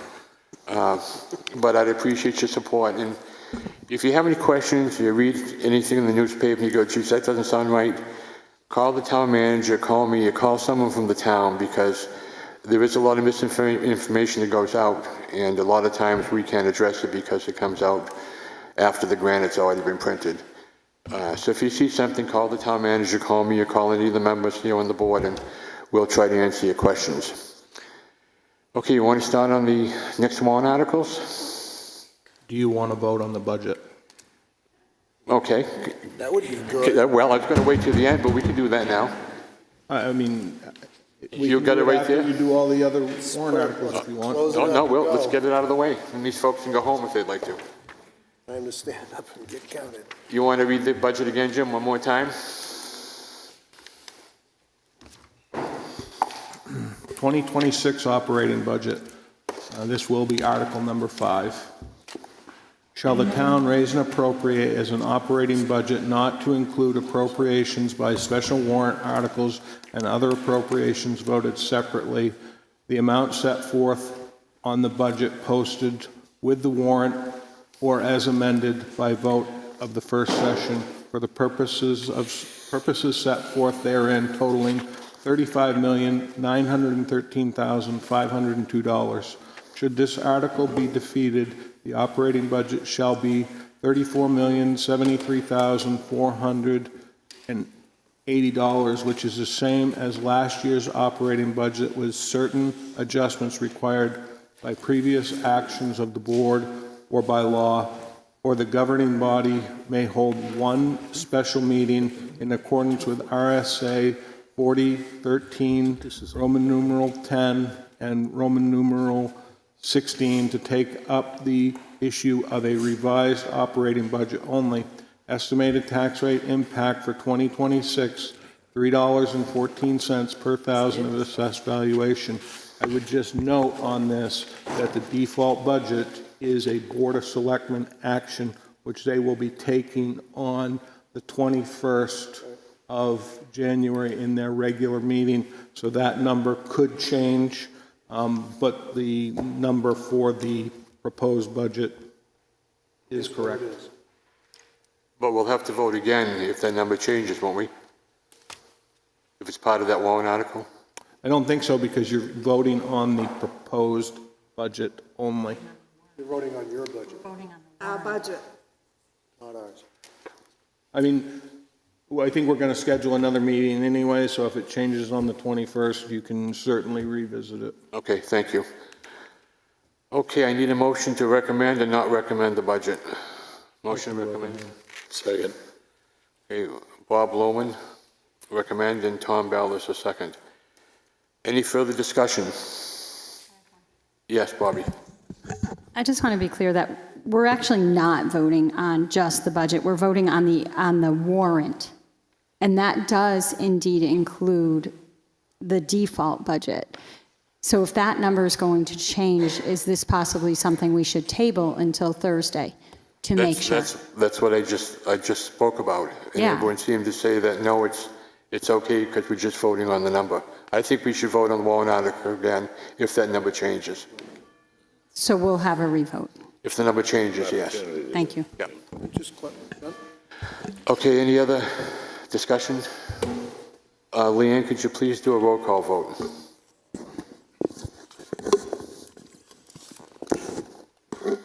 Can you hear me? Bob Tuffer? Yes.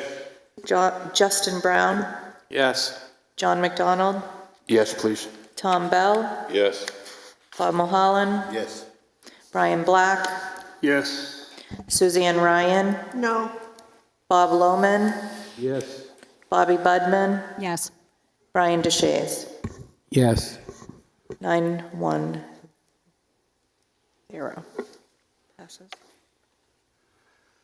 Okay, the motion to recommend the 2026 warrant article on the town budget is passed 9-1. Okay, Jim, where do you want to go on the next warrant article? Your next warrant article is fire ambulance staffing. To see if the town will vote to approve the cost items which are a result, oops, sorry, wrong article. To raise and appropriate the sum of $1,884,966 to establish a fire-based ambulance service for the town, to authorize the Board of Selectmen to apply for, obtain, and accept federal, state, and other aid grants and donations, if any, which may be available for said project, that may reduce the appropriation sum of $1,084,966, and to comply with all laws applicable, to authorize the Select Board to take any other action or pass any other vote relative thereto, and to authorize the town manager to sign any related documents. The plan is to transition away from the current contracted ambulance service. This appropriation will come from taxation. First year of the plan is as follows. Wages to hire 4 firefighter EMS personnel effective July 1, 2026, $184,590. Benefits to hire 4 firefighter EMS personnel as of July 1, 2026, $170,520. Operating expense for the above 4 new hires, $104,856. Purchase a fully equipped new ambulance, $625,000. 2026 total, $1,084,966. All funds associated with the 4 firefighter EMS personnel become part of all future budgets. Estimated full-year costs for 2027 are as follows. Wages, $341,440. Benefits, $333,079. Total, $674,519. Estimated tax rate impact for 2026, 22 cents per thousand of assessed valuation. Estimated tax rate impact for 2027, 13 cents per thousand of assessed valuation. The board did vote on this evening, and it passed by a 4-to-1 margin. Is that correct? Yes. That's what I have in my notes, 4-to-1. Thank you, Jim. Any questions from the public on this warrant article? Any questions from the Budget Committee? I believe you've been brought up to date on this before. Okay, can I get a motion to recommend or not recommend, please? Motion to recommend. Second. Bob Mulholland and Tom Bell, second. Any further discussion? Seeing none, roll call vote, please. Bob Tuffer? Yes. Justin Brown? Yes. John McDonald? Yes. Tom Bell? Yes. Bob Mulholland? Yes. Brian Black? Yes. Suzanne Ryan? No. Bob Lohman? Bobby Budman? Yes. And Brian DeShays? Yes. 9-1, pass. Motion passes 9-1. Okay, Jim, proceed, please.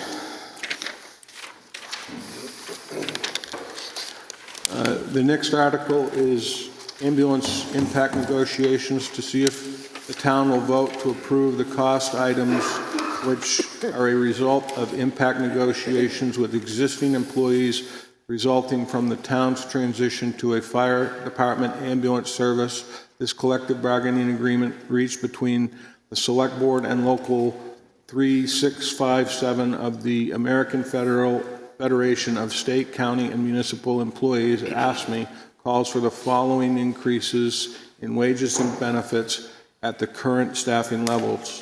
2026, that's supposed to be wages there. I don't know how that got eliminated. 2026 wages, $73,586. Benefits for 2026, $22,518.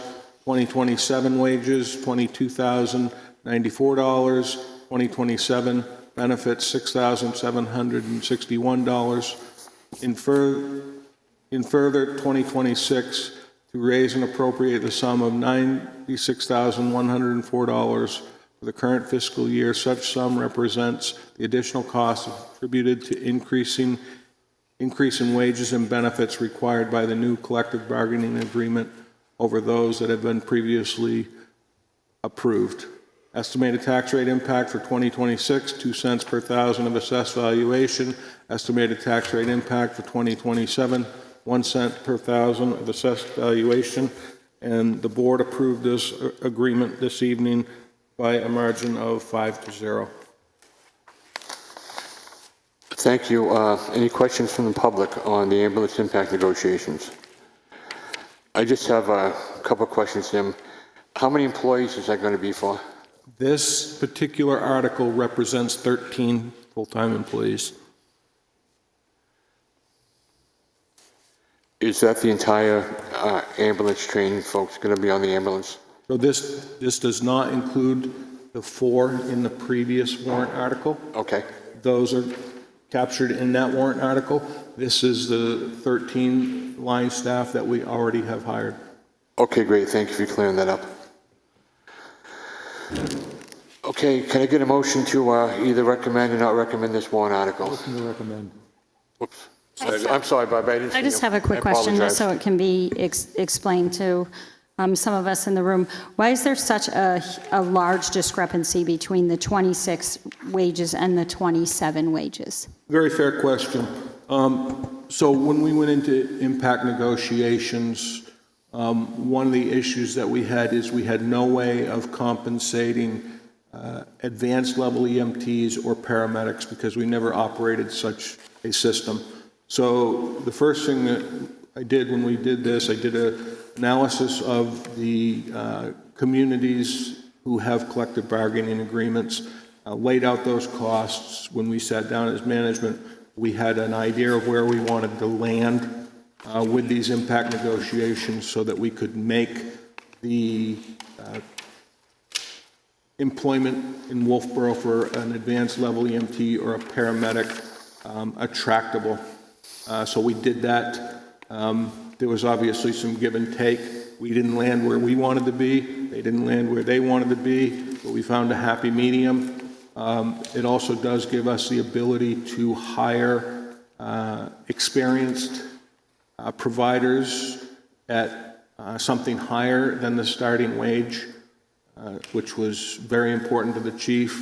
So I think we struck a happy medium, and we have a very competitive wage schedule at this point. Thank you, Jim. Did that answer your question, Bobby? Okay. Again, just I hear a motion to recommend. Who was the first? Second. Bob Lohman, and Tom Bell was the second. Okay. Any further discussion? Seeing none, could we get a roll call vote, please? Bob Tuffer? Yes. Justin Brown? Yes. John McDonald? Yes. Tom Bell? Yes. Bob Mulholland? Yes. Brian Black? Yes. Suzanne Ryan? No. Bob Lohman? Yes. Bobby Budman? Yes. Brian DeShays? Yes. Pass 9-1. Motion passes 9-1. Okay, continue, please. Your next article is contracted ambulance service. See if the town will vote to raise and appropriate the sum of $292,097 for the purpose of funding contracted ambulance services through December 31, 2026. These funds shall be combined with $275,953 in budgeted funds within the operating budget line 0142150350 for a total contract cost in 2026 of $568,080. This appropriation will come from taxation. Estimated tax rate impact for 2026, 6 cents per thousand of assessed valuation. This was recommended by the Board of Selectmen by a vote of 5-0. Thank you. Any questions from the public? Bobby? So Jim, could you just clarify for the people in this room, if this warrant article does not pass, what will happen to our Stewart's ambulance service, which will then force us to be funding one ambulance at our local level, at our town level with our town ambulance? Could you just explain to them sort of where this warrant article, if it does not pass, where will we be with our ambulance?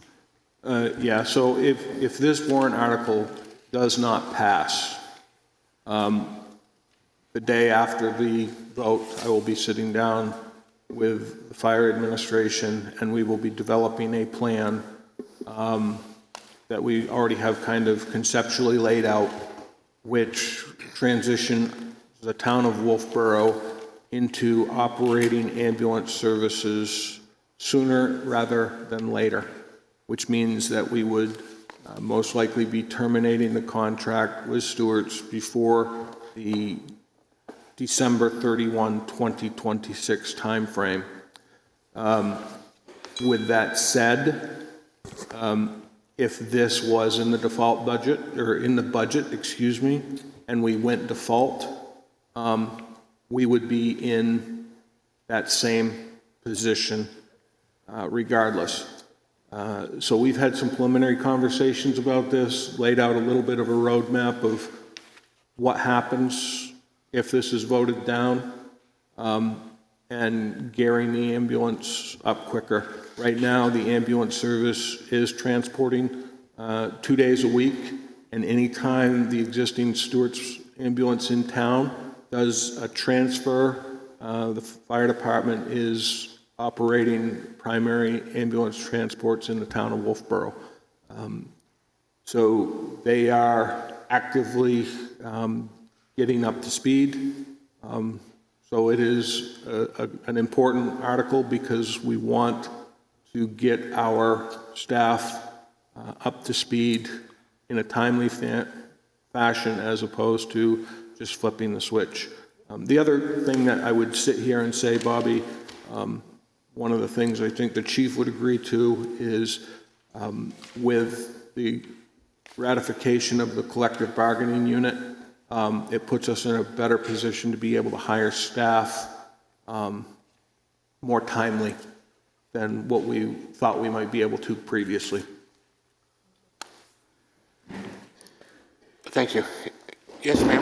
Quick question, just for clarification. You state your name? Oh, Betsy Andrews, Wolfeboro. So the total cost, in reality, of keeping this ambulance without having to rush bringing the Wolfeboro ambulance service on is $568,080. That is correct. So why was it split like this? Why wasn't the whole 560, why wasn't that? So we discussed putting it into the operating budget. Frankly, we had some fears about a default budget. And if we landed another default budget, we would be forced into doing this, and we would also be asking our staff to gear up quicker. Then, From my standpoint as a manager, if we put this out like this and the voters say no, it's a heck of a lot easier for me and the chief to go talk to the staff and say, we got to be operational fully July 1, 2026. so the part that's in the operating budget now gets you to July 1. Basically, yes. Okay, with this included, this gets us to December December 31st, and then we're good to go on our own? We're done with Stewart's at that point. Okay, thank you. You're welcome. Any other questions from the public? Any questions from the members? Can I get a motion to either recommend or not recommend this warrant article? Motion to recommend. Second. Bob Mulholland and Tom Bell. Is there any discussion on this article? Seeing none, would you please do a roll call vote? Bob Tuffer? Yes. Justin Brown? Yes. John McDonald? Yes. Tom Bell? Yes. Bob Mulholland? Yes. Brian Black? Yes. Suzanne Ryan? Abstain. Bob Lohman? Yes. Bobby Budman? Yes. And Brian DeShays. Yes. Okay, so 901. Pass. That motion passes 901.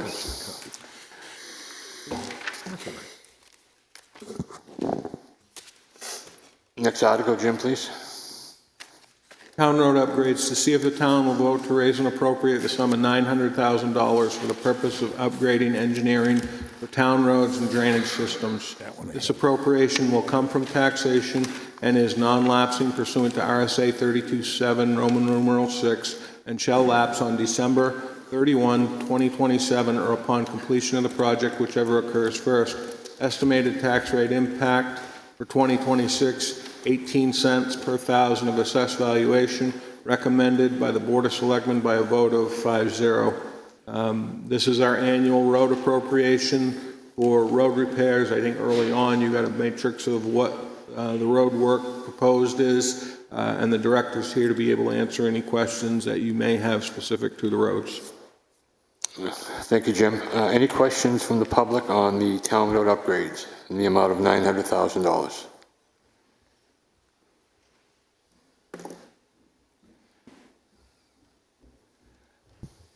Ann Blodgett, if there's a warrant article further in from the citizens, and if that passes, how would it affect this? It's a trick question. I'm sorry. Jim, are you aware of that other article? Or? I am aware of the other article. I think the other article lays out that, if I understood it correctly, that any work to be done on a scenic or rural road must go to the planning board prior to going to the town meeting. That's what I quickly read that this afternoon. That's what I believe the intent of that article is. I would also advise that those articles are advisory only. So, I agree, but plus we would have no vote on that article anyhow because there's no money involved in it. Correct. So, John? Okay, then let's deal with the current town road article. Again, any other questions from the public on the 900,000, comments or anything? Seeing none, we've already talked about this. Can I get a motion to recommend or not recommend? Move to recommend. Second. Bob Lohman and Bob Tuffer, second. Any further discussion? Seeing none, we'll go over the roll call vote, please. Bob Tuffer? Yes. Justin Brown? Yes. John McDonald? Yes, please. Tom Bell? Yes. Bob Mulholland? Yes. Brian Black? Yes. Suzanne Ryan? No. Bob Lohman? Yes. Bobby Budman? Abstain. And Brian DeShays. Yes. Right, so 811. Vote is 8-4, 1 against, and 1 abstain. The motion passes. Your next article is police cruiser replacements, 2 of them.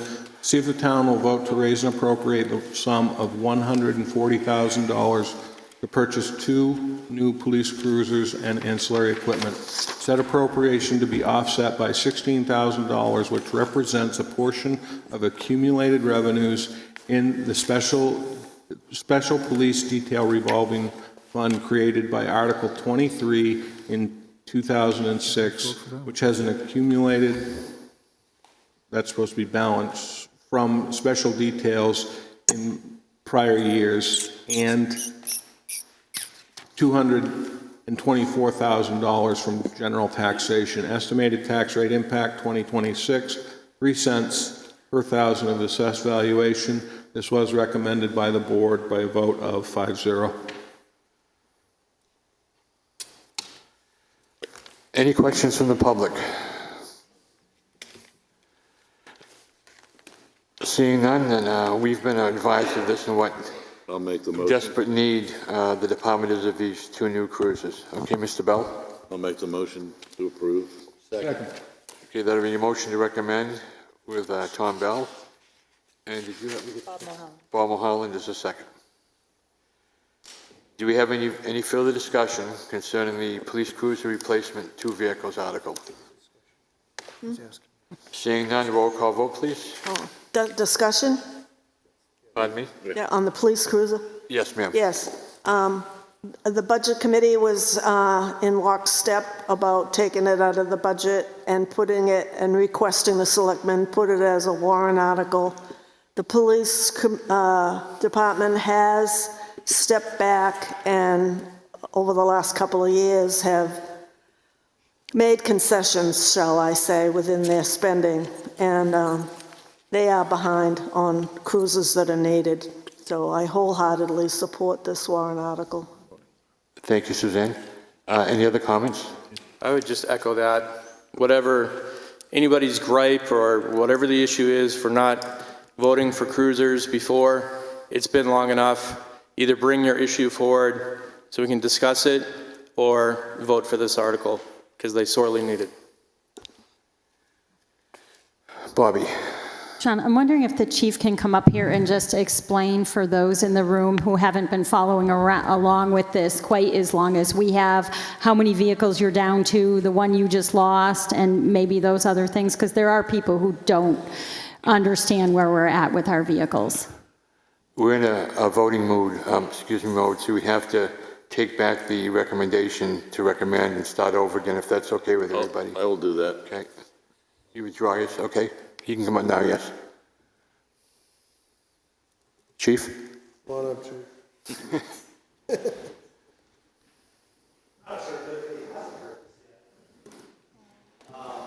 Yes, I thank you all for asking me to come up. We currently have 8 working cars. We had 9 at the beginning of the year. One of those cars didn't pass inspection. Down to 8. And as it is my goal eventually to get us back to 10. I believe that the police department has been up higher than that in years past. I don't see a reason why we should be anywhere over 10, at least at this point in our history. Currently, again, as I heard earlier, and I do agree, there are a few cars that are over 100,000 miles. The oldest car on the road that is inspected right now is not expected to make it past this year. Even if these 2 cars are accepted by the town's vote, it will take several months to get those up and running. So we're going to be a little thin coming into the fall, but we'll get there.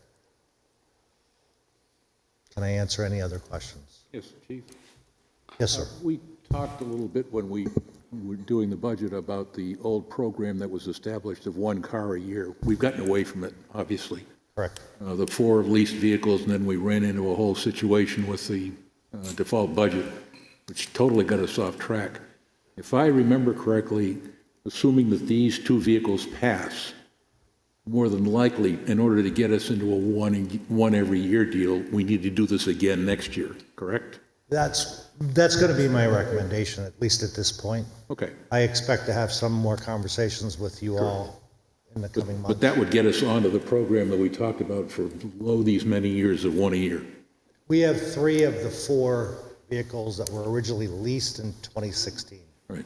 Those 3 are all over 100,000 miles. Okay, thank you. Thank Appreciate you. it. Thank you, Chief. Any questions from the public while the Chief's here? Thanks again, Chief. Thank you. Okay, let's get back to, there was a motion to recommend. Tom, was that, you're going to make the first motion? Reinstate. Okay. Yep. Yep. Okay, so the motion is to recommend this back in effect. Any more discussion? Seeing none, could I please have a roll call vote? Bob Tuffer? Yes. Justin Brown? Yes. John McDonald? Yes. Tom Bell? Yes. Bob Mulholland? Yes. Brian Black? Yes. Suzanne Ryan? Yes. Bob Lohman? Yes. Bobby Budman? Yes. And Brian DeShays. Yes. 10-0. Motion passes. Motion to recommend the warrant article passes 10-0. Okay. Your next article is Public Works Grant Vehicle. See if the town will vote to raise and appropriate the sum of $285,000 to replace a Class 6 or Class 8 six-wheel dump truck in the Department of Public Works, to authorize the Select Board to apply for and accept such monies that may become available from federal and state governments and/or any other aid, grant, and donations which may become available for said project that may reduce the sum of $285,000, and authorize the Select Board to take any other actions or pass any other vote relative thereto, and to authorize the town manager to sign any related documents. This appropriation is non-lapsing pursuant to RSA 32(7), Roman numeral 6, and shall lapse on December 31st, 2006, or upon completion of the project, whichever occurs first. The town has been awarded a 70% grant through Granite State Clean Fleets Grant in the amount of $187,897.50, with 30% to be raised through taxation, $97,102.50. The replacement engine of this existing truck must be destroyed as part of this grant.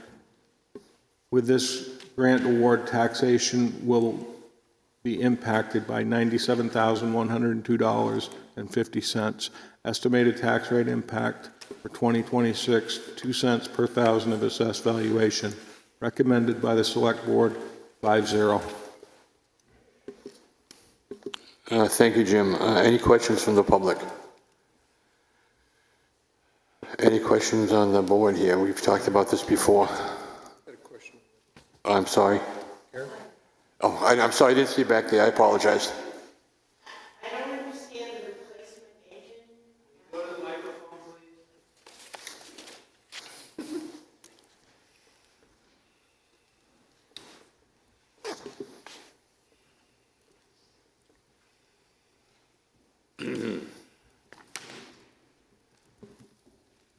Karen Burnett here. Wolfeboro. Can you just explain what the replacement engine of the existing truck must be destroyed is about, and whether that costs us money? It's my understanding this is probably a grant that this particular diesel engine has been found not to meet the standards of emissions. Correct me if I'm wrong, Jim. That's correct. So we cannot resell the vehicle. We have to punch a hole in the engine so that it can't be repurposed for anything else. That's part of the grant award. So it doesn't cost us anything, we just have to do it? No cost. Gotta get a sledgehammer. Thank you, Karen. Any other questions from anybody? Is it just a matter of the wording, though? The replacement engine of the existing truck? Is that like the proper verbiage? Wouldn't it just be the engine? Yeah, just strike replacement. I can do that. We aren't changing the intent here, so yes, I can take care of that. So we should pass on the No, vote, you can vote on it? There's no change in the No, on the money or anything like that? Okay. Can I get a motion to recommend or not recommend? Motion to recommend. Justin? In a second? Second. Bob? Okay, any further discussion on this warrant article? Seeing none, the motion is to recommend Public Works grant vehicle replacement. Roll call vote, please. Bob Tuffer? Yes. Justin Brown? Yes. John McDonald? Yes. Tom Bell? Yes. Bob Mulholland? Yes. Brian Black? Yes. Suzanne Ryan? Yes.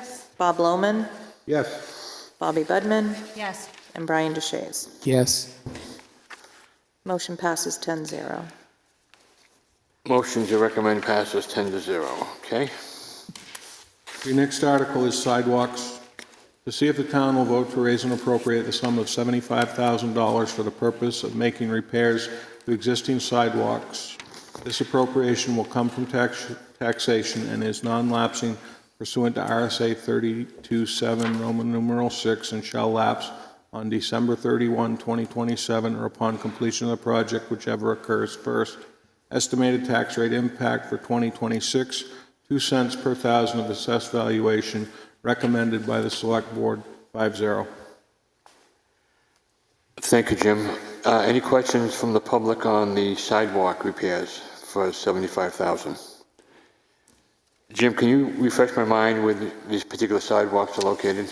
Steve, that's you.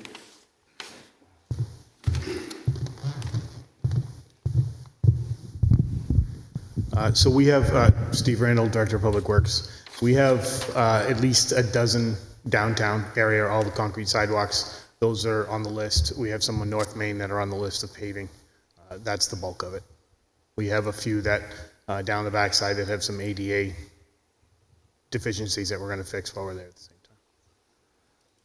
Okay, thank you, Steve. Any questions from the public for Steve? Yes, sir. Sure. Charlie Andrews. Are any of the sidewalks that are being looked at part of the project that might replace sidewalks as part of the stormwater upgrade along Main Street? Steve, can you answer that, please? There will be parts of them that will, but that stormwater project is quite a few years away at this point. So we don't want to wait much longer. They're starting to become a safety issue. Thank you, Bobby. Just, Steve, you pointed it out, but I just want to point it out that as someone who travels these sidewalks with a family member who needs ADA access, we can't even get down some of these sidewalks. This is an important warrant article.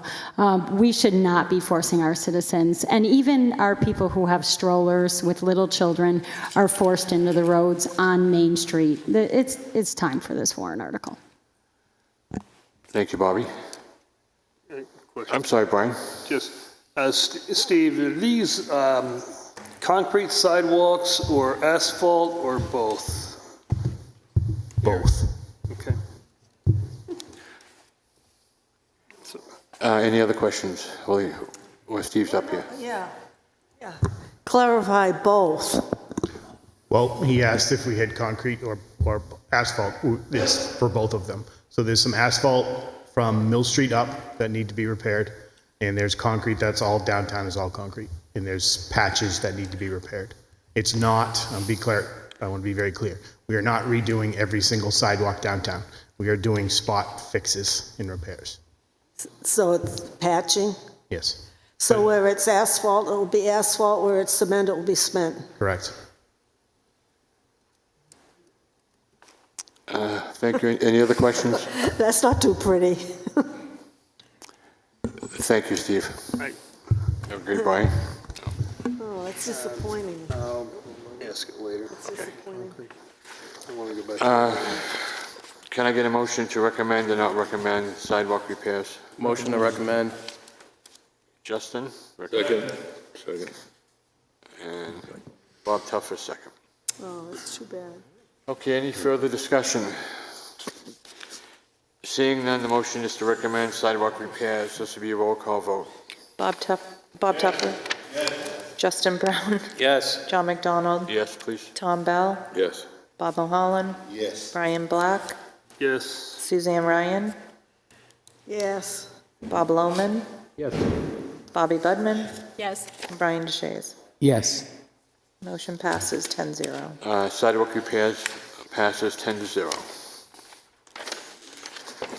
Okay, your next article is wastewater treatment plant repairs and upgrades. To see if the town will vote to raise and appropriate the sum of $175,000 for the purpose of ongoing repairs and upgrades to the wastewater treatment plant. This appropriation is non-lapsing pursuant to RSA 32(7), Roman numeral 6, and shall lapse on December 31, 2026, or upon completion of the project, whichever occurs first. This appropriation will come from taxation. Estimated tax rate impact, 2026, 4 cents per thousand of assessed valuation, recommended by the Select Board by a vote of 5-0. Okay, any questions from the public on the wastewater treatment plant repairs and upgrades? Any questions from the Budget Committee? We've talked about this before. Yes, sir. Just clarification. As we talked earlier about the the water fund and the sewer fund and the other funds, is this repair and upgrade, which theoretically should be part of the water fund, should that not be paid for by the users? So, and if not, why not? This is actually wastewater. This is the sewer. Okay, well, sewer then. But And the sewer fund is it's an enterprise fund. It has been presented here that the sewer funds and all the enterprise funds pay for themselves. I want to know why this particular repair and upgrade to a enterprise fund facility is being put on the taxpayers rather than the users. I'd just like an explanation. Yep. We have a long history of all capital projects for the wastewater treatment plant sewer collections being tax rate impact, because the minimal amount of users on the system cannot sustain these types of repairs.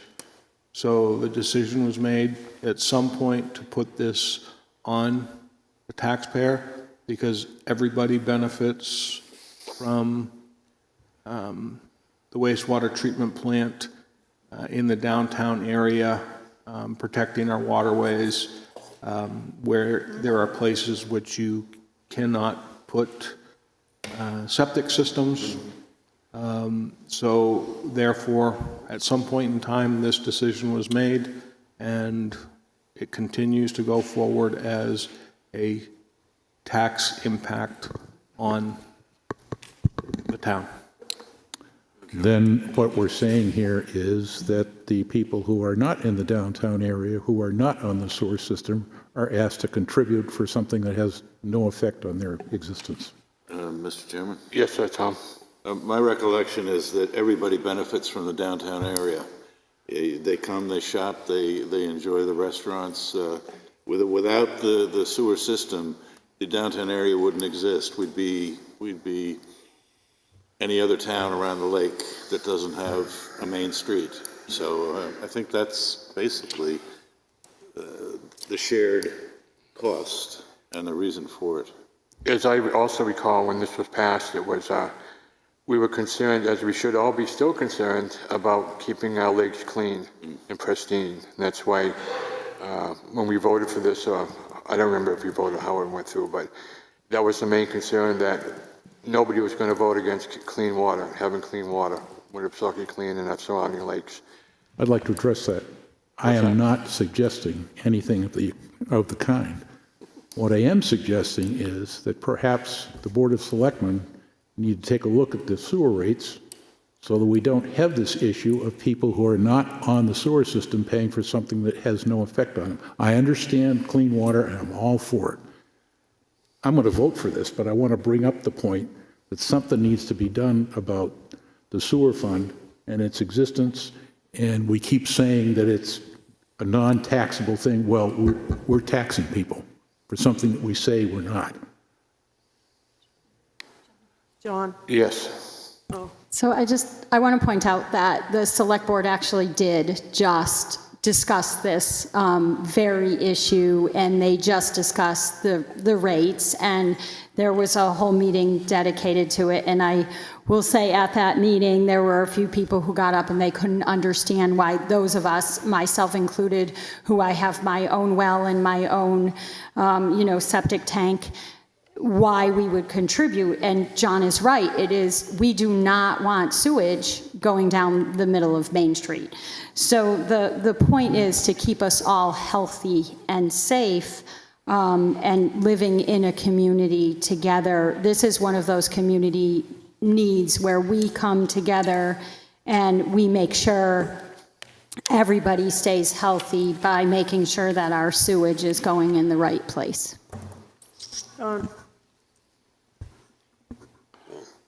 Yes, Suzanne. I think I say this every year about the sewer. Way back, David Ford has cautioned us that we're going to have to do something. When you talk about things outliving their life, which we've heard about buildings, this plant is on borrowed time, and we're not putting money aside, which will be skillions of dollars to replace it, but we should be doing that in anticipation of the failure. David Ford said he is at the point where he is having trouble finding parts for this. So we're dumping money into this just to keep a Band-Aid, keep it going. I have to vote yes for it because, well, I'm also on a septic tank and well.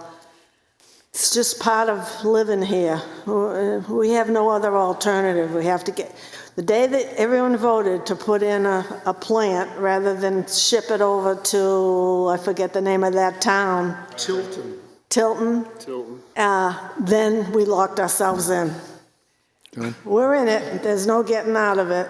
So I think it has to be done, but the selectmen really need to look at putting money aside because it's inevitable. Thank you, Suzanne. Any questions from the public? John? So 3 quick ones. One, there was at one time a pie-in-the-sky plan to put sewer lines all around the entire lake. And when that fell to pieces, that's why we had to build a sewer plant.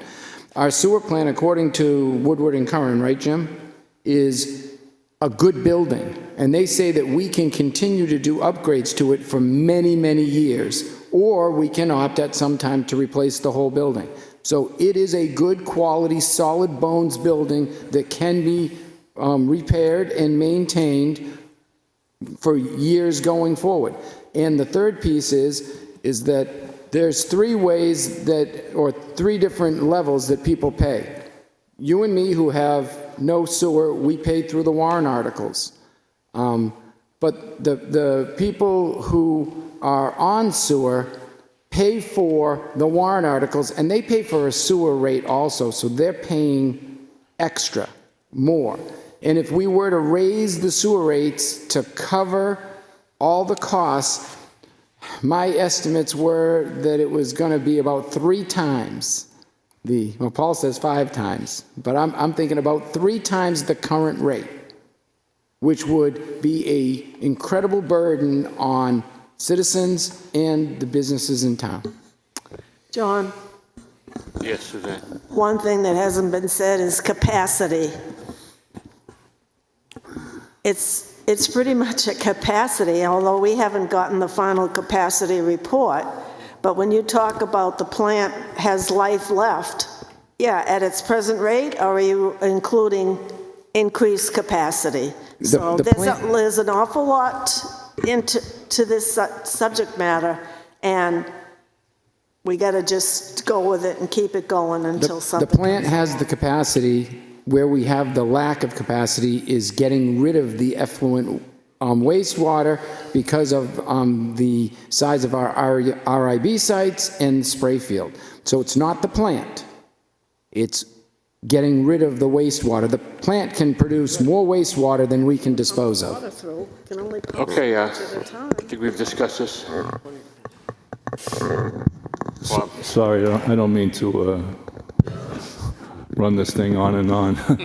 I live on Clark Road, and I know the select board recently raised the rates, I think 7% on the, 5% on the sewer and 1% So after the initial 1,500 gallons, which is a service charge, I believe water and sewer is probably up to about maybe 33 or $34 per 1,000 gallons.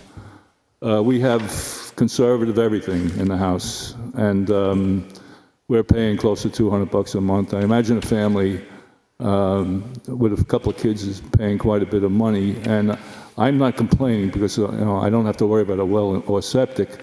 But I think some families, I don't know, they might have a problem with it. But I think a lot of the businesses downtown would go out of business. Especially the water-intensive businesses. We have a lot of restaurants downtown, and we have one flower shop that I know of, and we have all the schools. And all the commercial buildings, the hospital, and on Clark Road, I have, my house is built in '75. I have a retired septic system in my backyard. I think sewers were put in on Clark Road and Sewell Road about 1980. And those folks were promised that all of the infrastructure done on the sewer system would be paid by taxation. And and also the people who are on water and sewer also pay that tax in addition to the water and sewer rates. And also, we've done this before with the wastewater treatment plant. We have a precedent on this, so thank you, John. Oh, thank you, Bob. Okay, can I get a motion to recommend? Motion to recommend. Second. Thank you. We're all set in discussing the wastewater treatment plant repairs and upgrades, okay? Okay, the motion is to recommend wastewater treatment plant repairs and upgrades. To be roll call vote, please. Bob Tuffer? Yes. Justin Brown? Yes. John McDonald? Yes. Tom Bell? Yes. Bob Mulholland? Yes. Brian Black? Yes. Suzanne Ryan? Yes. Bob Lohman? Yep. Bobby Budman? Yes. And Brian DeShays. Yes. Motion passes 10-0. A motion passes on the wastewater treatment plant 10-0. Okay, your next article is small sewer pump station repairs. To see if the town will vote to raise and appropriate a sum of $100,000 to perform repairs and maintenance. This appropriation is non-lapsing pursuant to RSA 32(7) Roman numeral 6 and shall lapse on December 31, 2027 or upon completion of the project, whichever occurs first. This appropriation will come from taxation. Estimated tax rate impact for 2026, 2 cents per thousand of assessed valuation, recommended by the Select Board by a vote of 5-0. Any questions from the public on the small sewer pump station repairs for $100,000? Seeing none, any questions by the Budget Committee? Is this just one location or multiple locations? Sorry, Steve. Steve Randall, Public Works. So it is for all of the remaining pump stations we have. It's to divvy up as needed.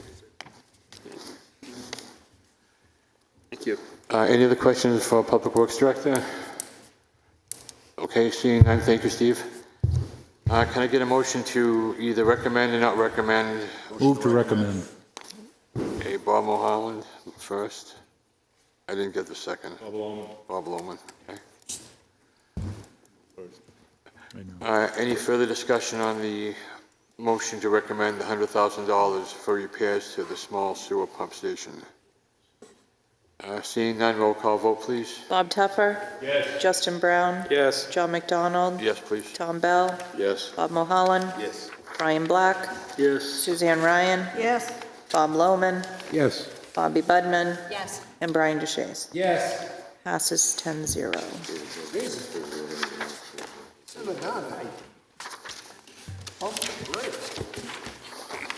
The next article is Clark Complex repairs. To see if the town will vote to raise and appropriate a sum of $30,000 for the purpose of making necessary structural repairs to the Clark House Museum and continue engineering on repairs to the Pleasant Valley Schoolhouse. This appropriation will come from taxation and is non-lapsing pursuant to RSA 32.7 Roman numeral 6 and shall lapse on December 31, 2027 or upon completion of the project, whichever occurs first. Estimated tax rate impact for 2026, 1 cent per thousand of assessed valuation, recommended by the Select Board by a vote of 4-1. Okay, any questions from the public on the Clark Complex repairs? I do have a question. Okay. On the reading of the vote, we sure about that? It looks like 4-0 and an abstention. Is that correct? I show 4-1. I show 4-1. Okay. All right. Bobby?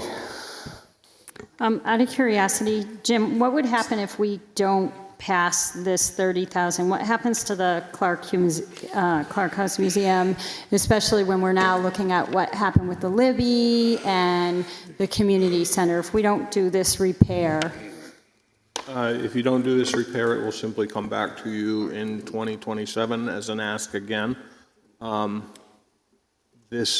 They provided us a scope of work that stabilized the building, took care of some drainage and some foundation work.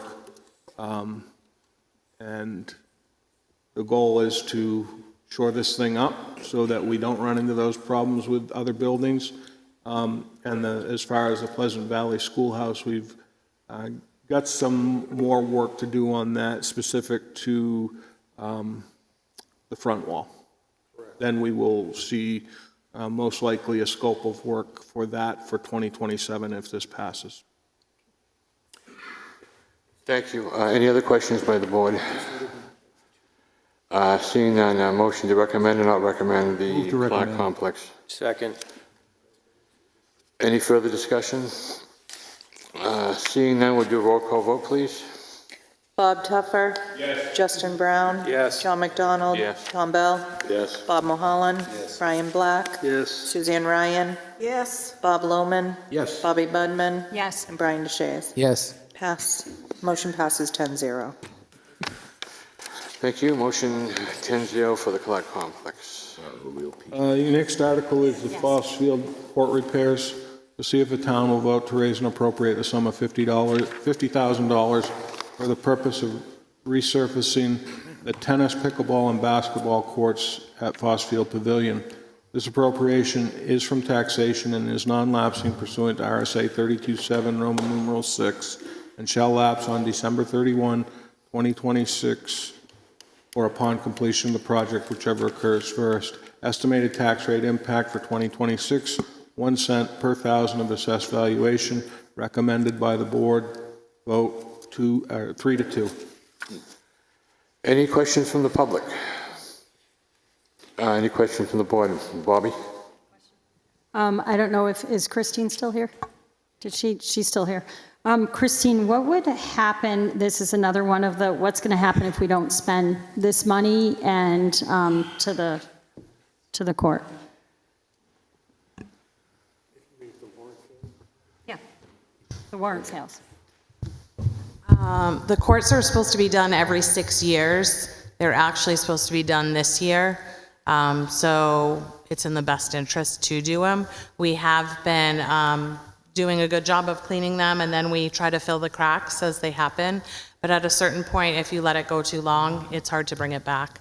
I know towns who've had courts, they didn't put the maintenance into it, and they lost the court completely, so you have to dig it up and start all over.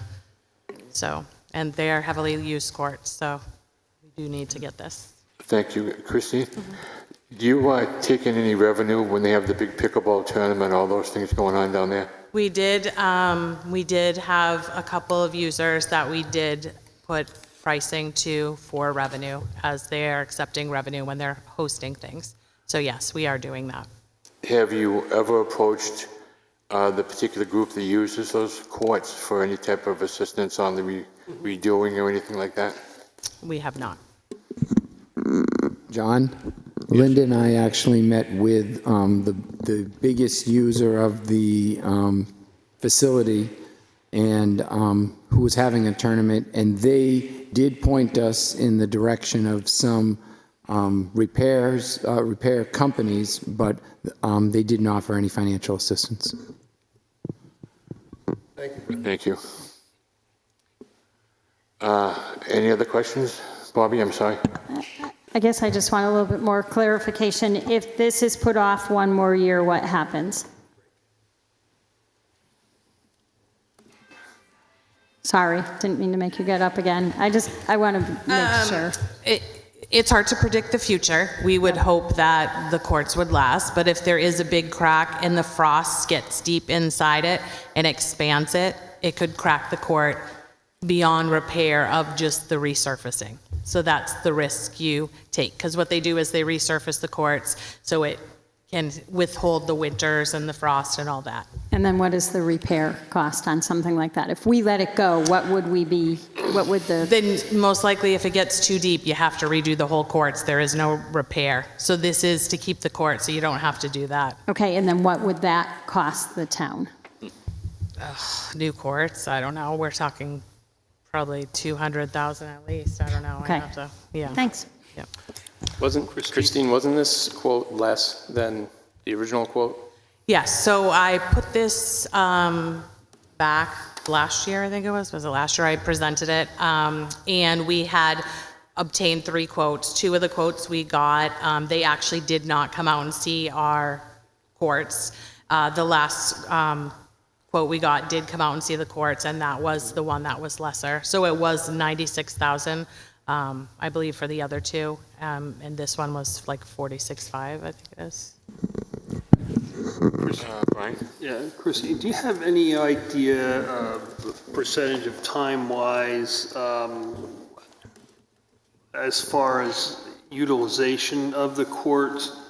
And do you see that being affected once the NIC facility is completed, and then if the Wolfeboro Center pickleball thing ever comes to fruition? Yeah. I don't think so. We have it, it's pretty heavily used right now. We have a very active pickleball group. There's a few different groups using it. We have an active tennis group that uses it. The high school uses our courts. And then we offer programs as well. So we do offer indoor at Pop Whalen. We set up some pickleball tennis courts there, so people will come over to use that as well. But usually there's a line, so it's a lot of people. Those pickleball people keep coming, so I don't think we're gonna have a shortage of them, that's for sure. John? Bob? I remember way back when I first started, I went on the CIP committee, and one of our first things we looked at were the tennis courts, and they had frost heaves. That's how things were back then. And Alan Bailey and I were ready to ask the town manager to lock the gate and don't let anybody play on the tennis courts. A warrant article was put up, it was passed, and back then, it was around 2011, it was $200,000. So I really think this needs to be done. Thank you. Thank you, Bob. Any other discussion? So I just did a quick dive, and they say the cost to redo a court is 5 times the cost of repairing. So if we can put these together for a price of $50,000, figure that if we had to replace them, it would be $250,000 plus. Thank you. Any other discussion? Seeing none, a motion to either recommend or not recommend. Thank you. Recommend. Second. Any further discussion on the Fossfield court repairs and $50,000? Seeing none, hearing none, would you roll call vote, please? Bob Tuffer? Yes. Justin Brown? Yes. John McDonald? Yes. Tom Bell? Yes. Bob Mulholland? Yes. Brian Black? Yes. Suzanne Ryan? Yes. Bob Lohman? Yes. Bobby Budman? Yes. And Brian DeShays. Yes. Motion passes 10-0. Motion passes 10-0. Water Resources Non-Capital Reserve Fund. The Board of Selectmen voted on this evening. The appropriation is now $25,000, not $50,000. So that change you'll want to make in your notes. So the article reads, to see if the town will vote to raise and appropriate the sum of $25,000 to be added to the existing non-capital reserve fund, which as of December 31, 2025, had a balance of $44,750. These funds are under the custody of the trustee of trust funds with the select board designated as agents to expend from this non-capital reserve fund. This appropriation will come from taxation. Estimated tax rate impact 1 cent per thousand of assessed valuation. Recommended by the select board by a vote of 5-0. Thank you. Any questions from the public on the Water Resource Non-Capital Reserve Fund in the amount of $25,000? Seeing none, any questions from the Budget Committee? Motion to recommend. Motion recommended by Justin, and a second? Okay. Any further discussion? Seeing none, roll call vote, please.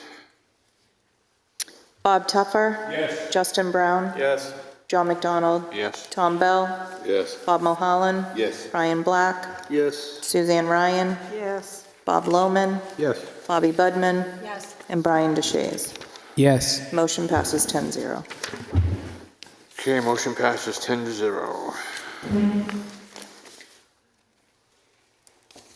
Water treatment plant upgrades and repairs.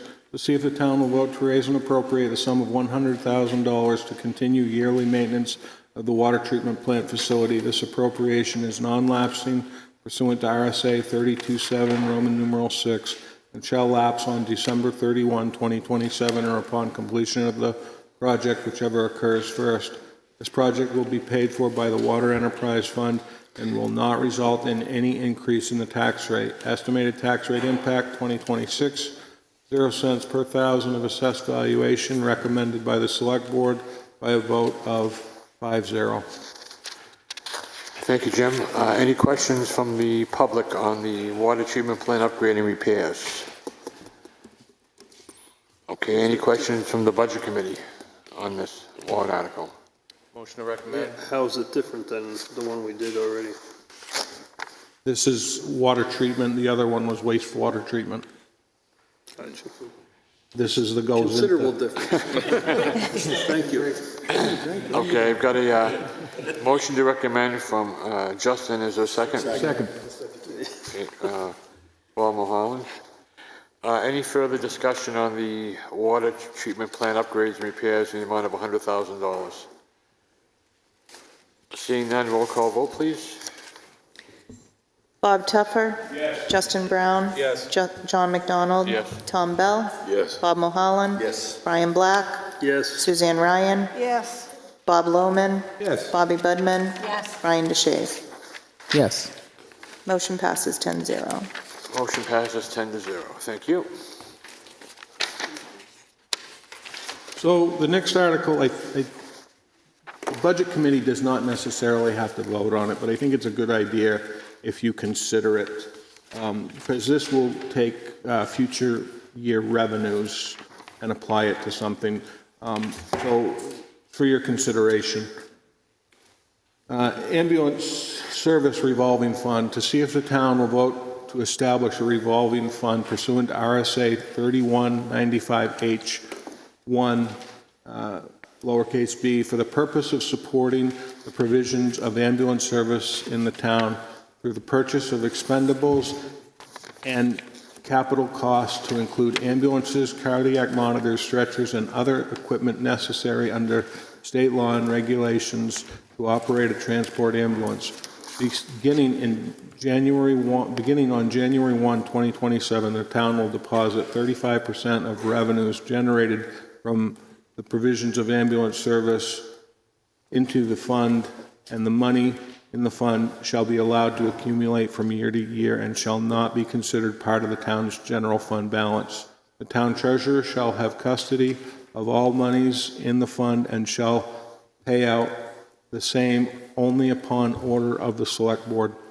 No further approval from the legislative body shall be required to expend funds. Such funds shall be expended only for the purpose for which the fund was created. 65% of the balance of revenues generated from the provisions of ambulance service will be deposited into the general fund. There is no tax rate impact. The Board of Selectmen did recommend this by a vote of 5-0. And this goes into effect January 1 of 2027. So any revenues that are created in 2026 will go to the general fund. With the amount of money that we are putting out for capital, we felt that all should be going to the general fund. But this will help to alleviate the cost of ambulances, which a fully equipped ambulance, as you saw earlier, is right around $625,000. Okay, any questions from the public? Okay, any questions from the Budget Committee? Motion. Bob, hold on, Bob. Do you want a motion that we should vote on this?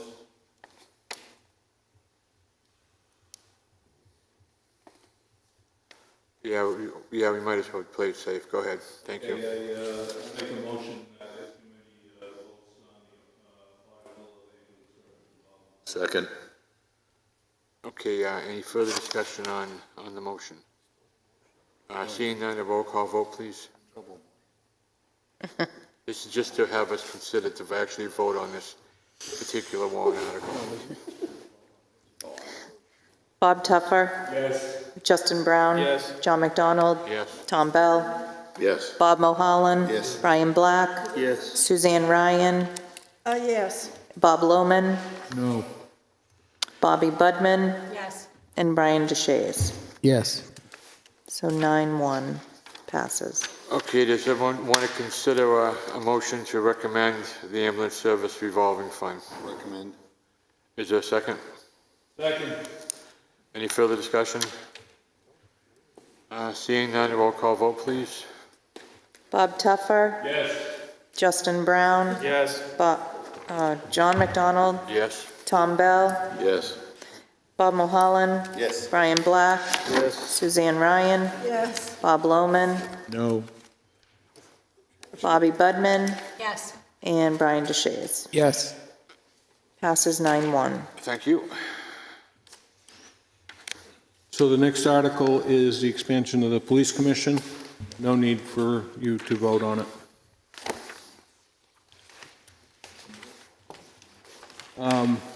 Community center. Yes. Can I ask a question on that? If we are upping the police commission from 3 to 5, do they receive a stipend? They will be receiving a stipend in a future year budget, which would be in 2027 if everything went according to plan. So should this have a vote of the select board? The attorney did not indicate that it needed it. I didn't feel it needed it.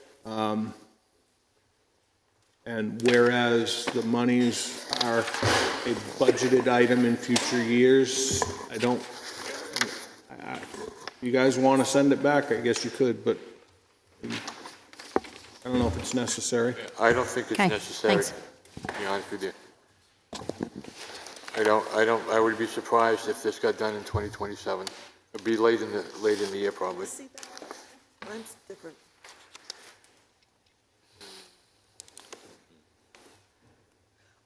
Okay, we'll pass on the expansion of police commission as there's no financial consequences right now. Okay, so the Board of Selectmen this evening tabled the community center draft warrant articles in favor of a couple different options. They are going to be revisiting those items on the 20th, and there may be a need for this committee to vote on it. So I think you need to think about scheduling another continuation of this. We've got it all meeting set to go, date Jim. certain. Got it all set. Wonderful. Any other articles? Yeah, there are. So there is the citizens petition. Read it really quickly. See if the town will vote to raise and appropriate the sum of $75,000 to authorize the select board to engage an independent consulting firm to conduct a comprehensive organizational operations review with actionable recommendation. The purpose for this review shall be to identify opportunities for organizational improvement and cost efficiencies. The consultant's final report shall be presented to the select board at a public meeting with written findings and actionable recommendations no later than December 31, 2026. Estimated tax rate impact is 2 cents per thousand of assessed valuation, and I believe the board's vote on this was 3-1-1 this evening. Thank you. And I believe the petitioner is here to speak on its behalf. Hi, Ann, could you tell us a little bit about your petition, or your group's petition? Again, my name is Ann Blodgett, and I will try to represent the hundreds of concerned citizens who support this petition. Since Citizens for Wolfeboro was formed as an organization almost 3 years ago, this grassroots group of concerned citizens has continued to grow. We meet regularly and have an active website, as well as sending weekly updates to over 200 or so that have subscribed. CFW tracks town board meetings and seeks and shares factual information for fellow citizens, and in doing so, we have heard these recurring themes. Citizens are seeking transparency and accountability, efficient spending, communication of critical issues, updates and notice of hearings, human resources management, functional select board meetings with clear resolutions of ongoing issues, articulated and defined decision-making processes, equity and enforcement, future vision of Wolfeboro tomorrow aligned with master plan and citizen surveys. So those are just a few of the recurring themes that brought us to this point. The summation of many of these citizens' comments is that we can do better. It brought us to proposing this outside help from a consulting firm. We've seen our town served effectively by such firms. You may have seen the informal people's petition, which started this summer with almost 300 signatures and included many, many thoughtful comments. From there, we have presented this as a warrant article to the select board multiple times, and then we submitted a citizen's petition for the ballot. Tonight, the select board voted 3-1-1 to support this. In addition to the warrant article's stated goal, as you see here on the screen, additionally, we would request that said consultant will support departments in spending smarter and communicating better, will recommend more efficient use of existing resources and assets, and will support our town employees as they serve us as customers. Thank you for your consideration and support of this petition coming from many constituents in town. Thank you. Any questions? Any questions from the public? Yes, Tom? Has the consulting firm been sourced, or is that still to be done? And well, Jim and I can speak to that, and Brian and Paul, because in the select board meetings, that whole sort of mechanism of how to select and how that would be done and so forth. So since it's a citizen petition, citizens are going to have more control, I believe, in helping select and setting up a process for that selection and the criteria and the scope. But it would be an iterative process with select board member representation, budget committee representation, to be determined. I think we talked about it a lot with the select board. There were a lot of good ideas, and I think we would, hopefully this will pass and we can sit down and collaborate. And what if the consulting firm has come in at twice or 3 or 4 times 75,000? Well, we did some research on that, and you can get a lot done for 75,000, and maybe it leads to more, or maybe it gives us a path, an organizational path for building in efficiencies and things like looking at Munismart and putting that as a high priority, and, setting priorities that seem to get lost in some of these meetings. I think that's what citizens are saying. And if you looked at the online people's petition, you'll see many, many comments there that support bringing in outside help and intervention. Okay, thank you, Ann. Any other questions? Seeing none, can I get a motion to recommend or not recommend? So moved. Which one? Which one? Which one? Recommend or not recommend? Oh, recommend. And is there a second? I'll second. Okay, thank you. Motion to recommend by Suzanne, and second by Bobby. Any further discussion on the Budget Committee of this particular warrant article, citizens petition? 75,000. Yes, Brian? What's this, is there a sense of urgency here? I know everybody will have some issue with town government somewhere along the way, and they have for years.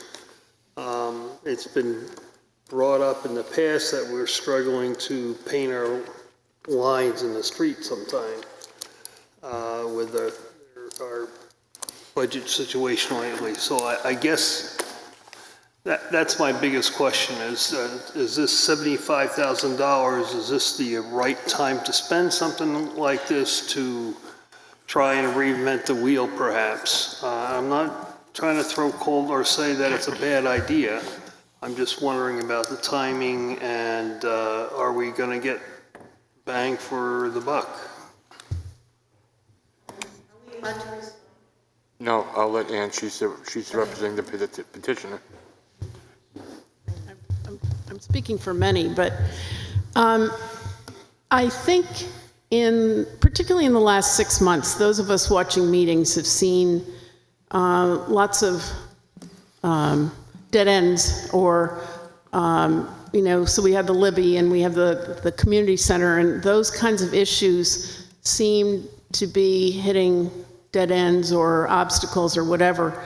So not to use those two items, but and the loss of the town planner and the finance director, we're putting a lot of strain on you guys and the planning department. There's one person in the planning department, maybe two. There are things going on that maybe the budget committee doesn't see, but those of us going to these meetings have observed real cries for help. And I say, let the citizens decide, because they're seeing it. This isn't my idea. This is sort of a wave. And yes, people always complain about town and the taxes and all that. This isn't about taxes. This really isn't. This is about best use of money, economics, efficiencies.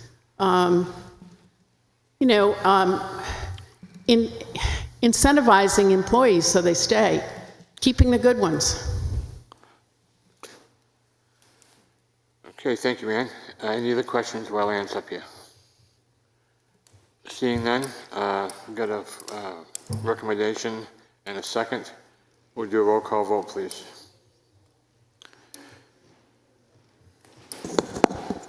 Bob Tuffer? No. Justin Brown? Abstain. John McDonald? Yes. Tom Bell? No. Bob Mulholland? No. Brian Black? Yes. Suzanne Ryan? Yes. Bob Lohman? No. Bobby Budman? Yes. And Brian DeShays. Abstain.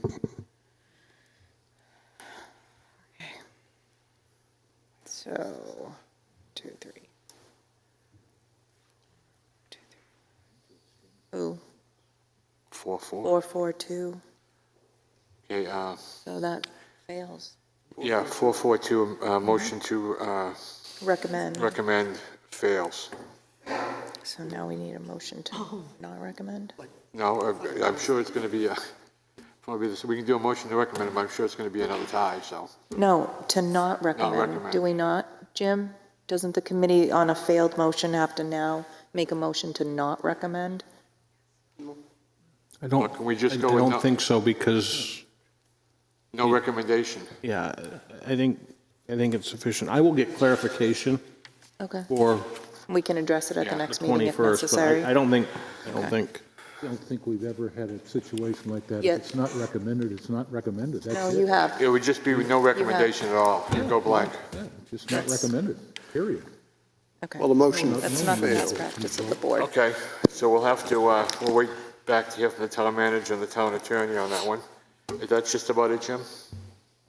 And then, just so you're aware, there is one other petition that the Board of Selectmen have tabled, and that's relative to raising $5,000 for the Libby Museum. They've tabled that to the 20th. Okay, so we've John- covered everything John- that we, excuse me? John, just, may I? Yeah. Just for clarity, so, people don't get a wrong impression. The motion there, we got some advice that the motion changes the purpose of the capital reserve fund. Isn't that what it is, Jim? Correct. It changes the purpose, and the change of the capital reserve fund is created by the voters. And so if there's a change of purpose of that fund, it's back to the voters, and I think it's in a supermajority, Jim? It's actually Two-thirds? Two-thirds, not three-fifths. So we're double-checking with people who are much smarter than me and the rest of us up here, but that's kind of the sense of first blush of what we got from council. Okay? Thank you, Paul. I have a question. Yes. Even if it's illegal, it still has to go on the ballot. I see your head shaking yes. And at the deliberative session, those words changing from renovating, for the purposes of renovating and repairing and taking out the expanding, those words can be fixed at the deliberative session if these people so vote that. Okay, thank you.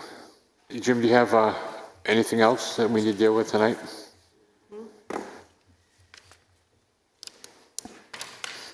I do believe that's it, other than deliberative session, February 3rd, town meeting vote, March 10th. But I think you need to I'll take continue care of this that. meeting. I just want to thank everyone for coming out tonight, and the town budget is available online and also the library. And if you hear anything and you go, geez, that doesn't sound right, or you don't understand something, call the town manager, call myself, call anybody on the board here, or call the selectmen, and we'll try to answer your question. And again, thank you all for coming out. Okay, I need a motion to continue public hearing until Thursday, January 22nd, 7 p.m. at the Great Hall. I need a motion. What is it? Because we don't have all the warrant articles. You still have to vote on. So that's our next meeting. Okay, the meeting's not over. Yeah, I need a motion to continue the public hearing until Thursday, January 22nd at 7 p.m. So moved. All those in favor say aye. Aye. Thank you, everyone. Mr. Chairman, we are not meeting Thursday, correct? We're meeting on January 22nd. Right, but we are not meeting this Thursday. We'll meet on Thursday then, but this meeting, the public hearing, yep. Take care, man. The committee will be meeting on Thursday to discuss the presentation at the deliberative session and also public PR by the budget committee between here? now. So we're meeting Thursday at 6 p.m. here, at the Great Hall. Thank you. And then on the 22nd to vote on outstanding warrant articles. Not yet. 7 o'clock here. Not that But the anybody- first one is you said that Thursday. Thursday.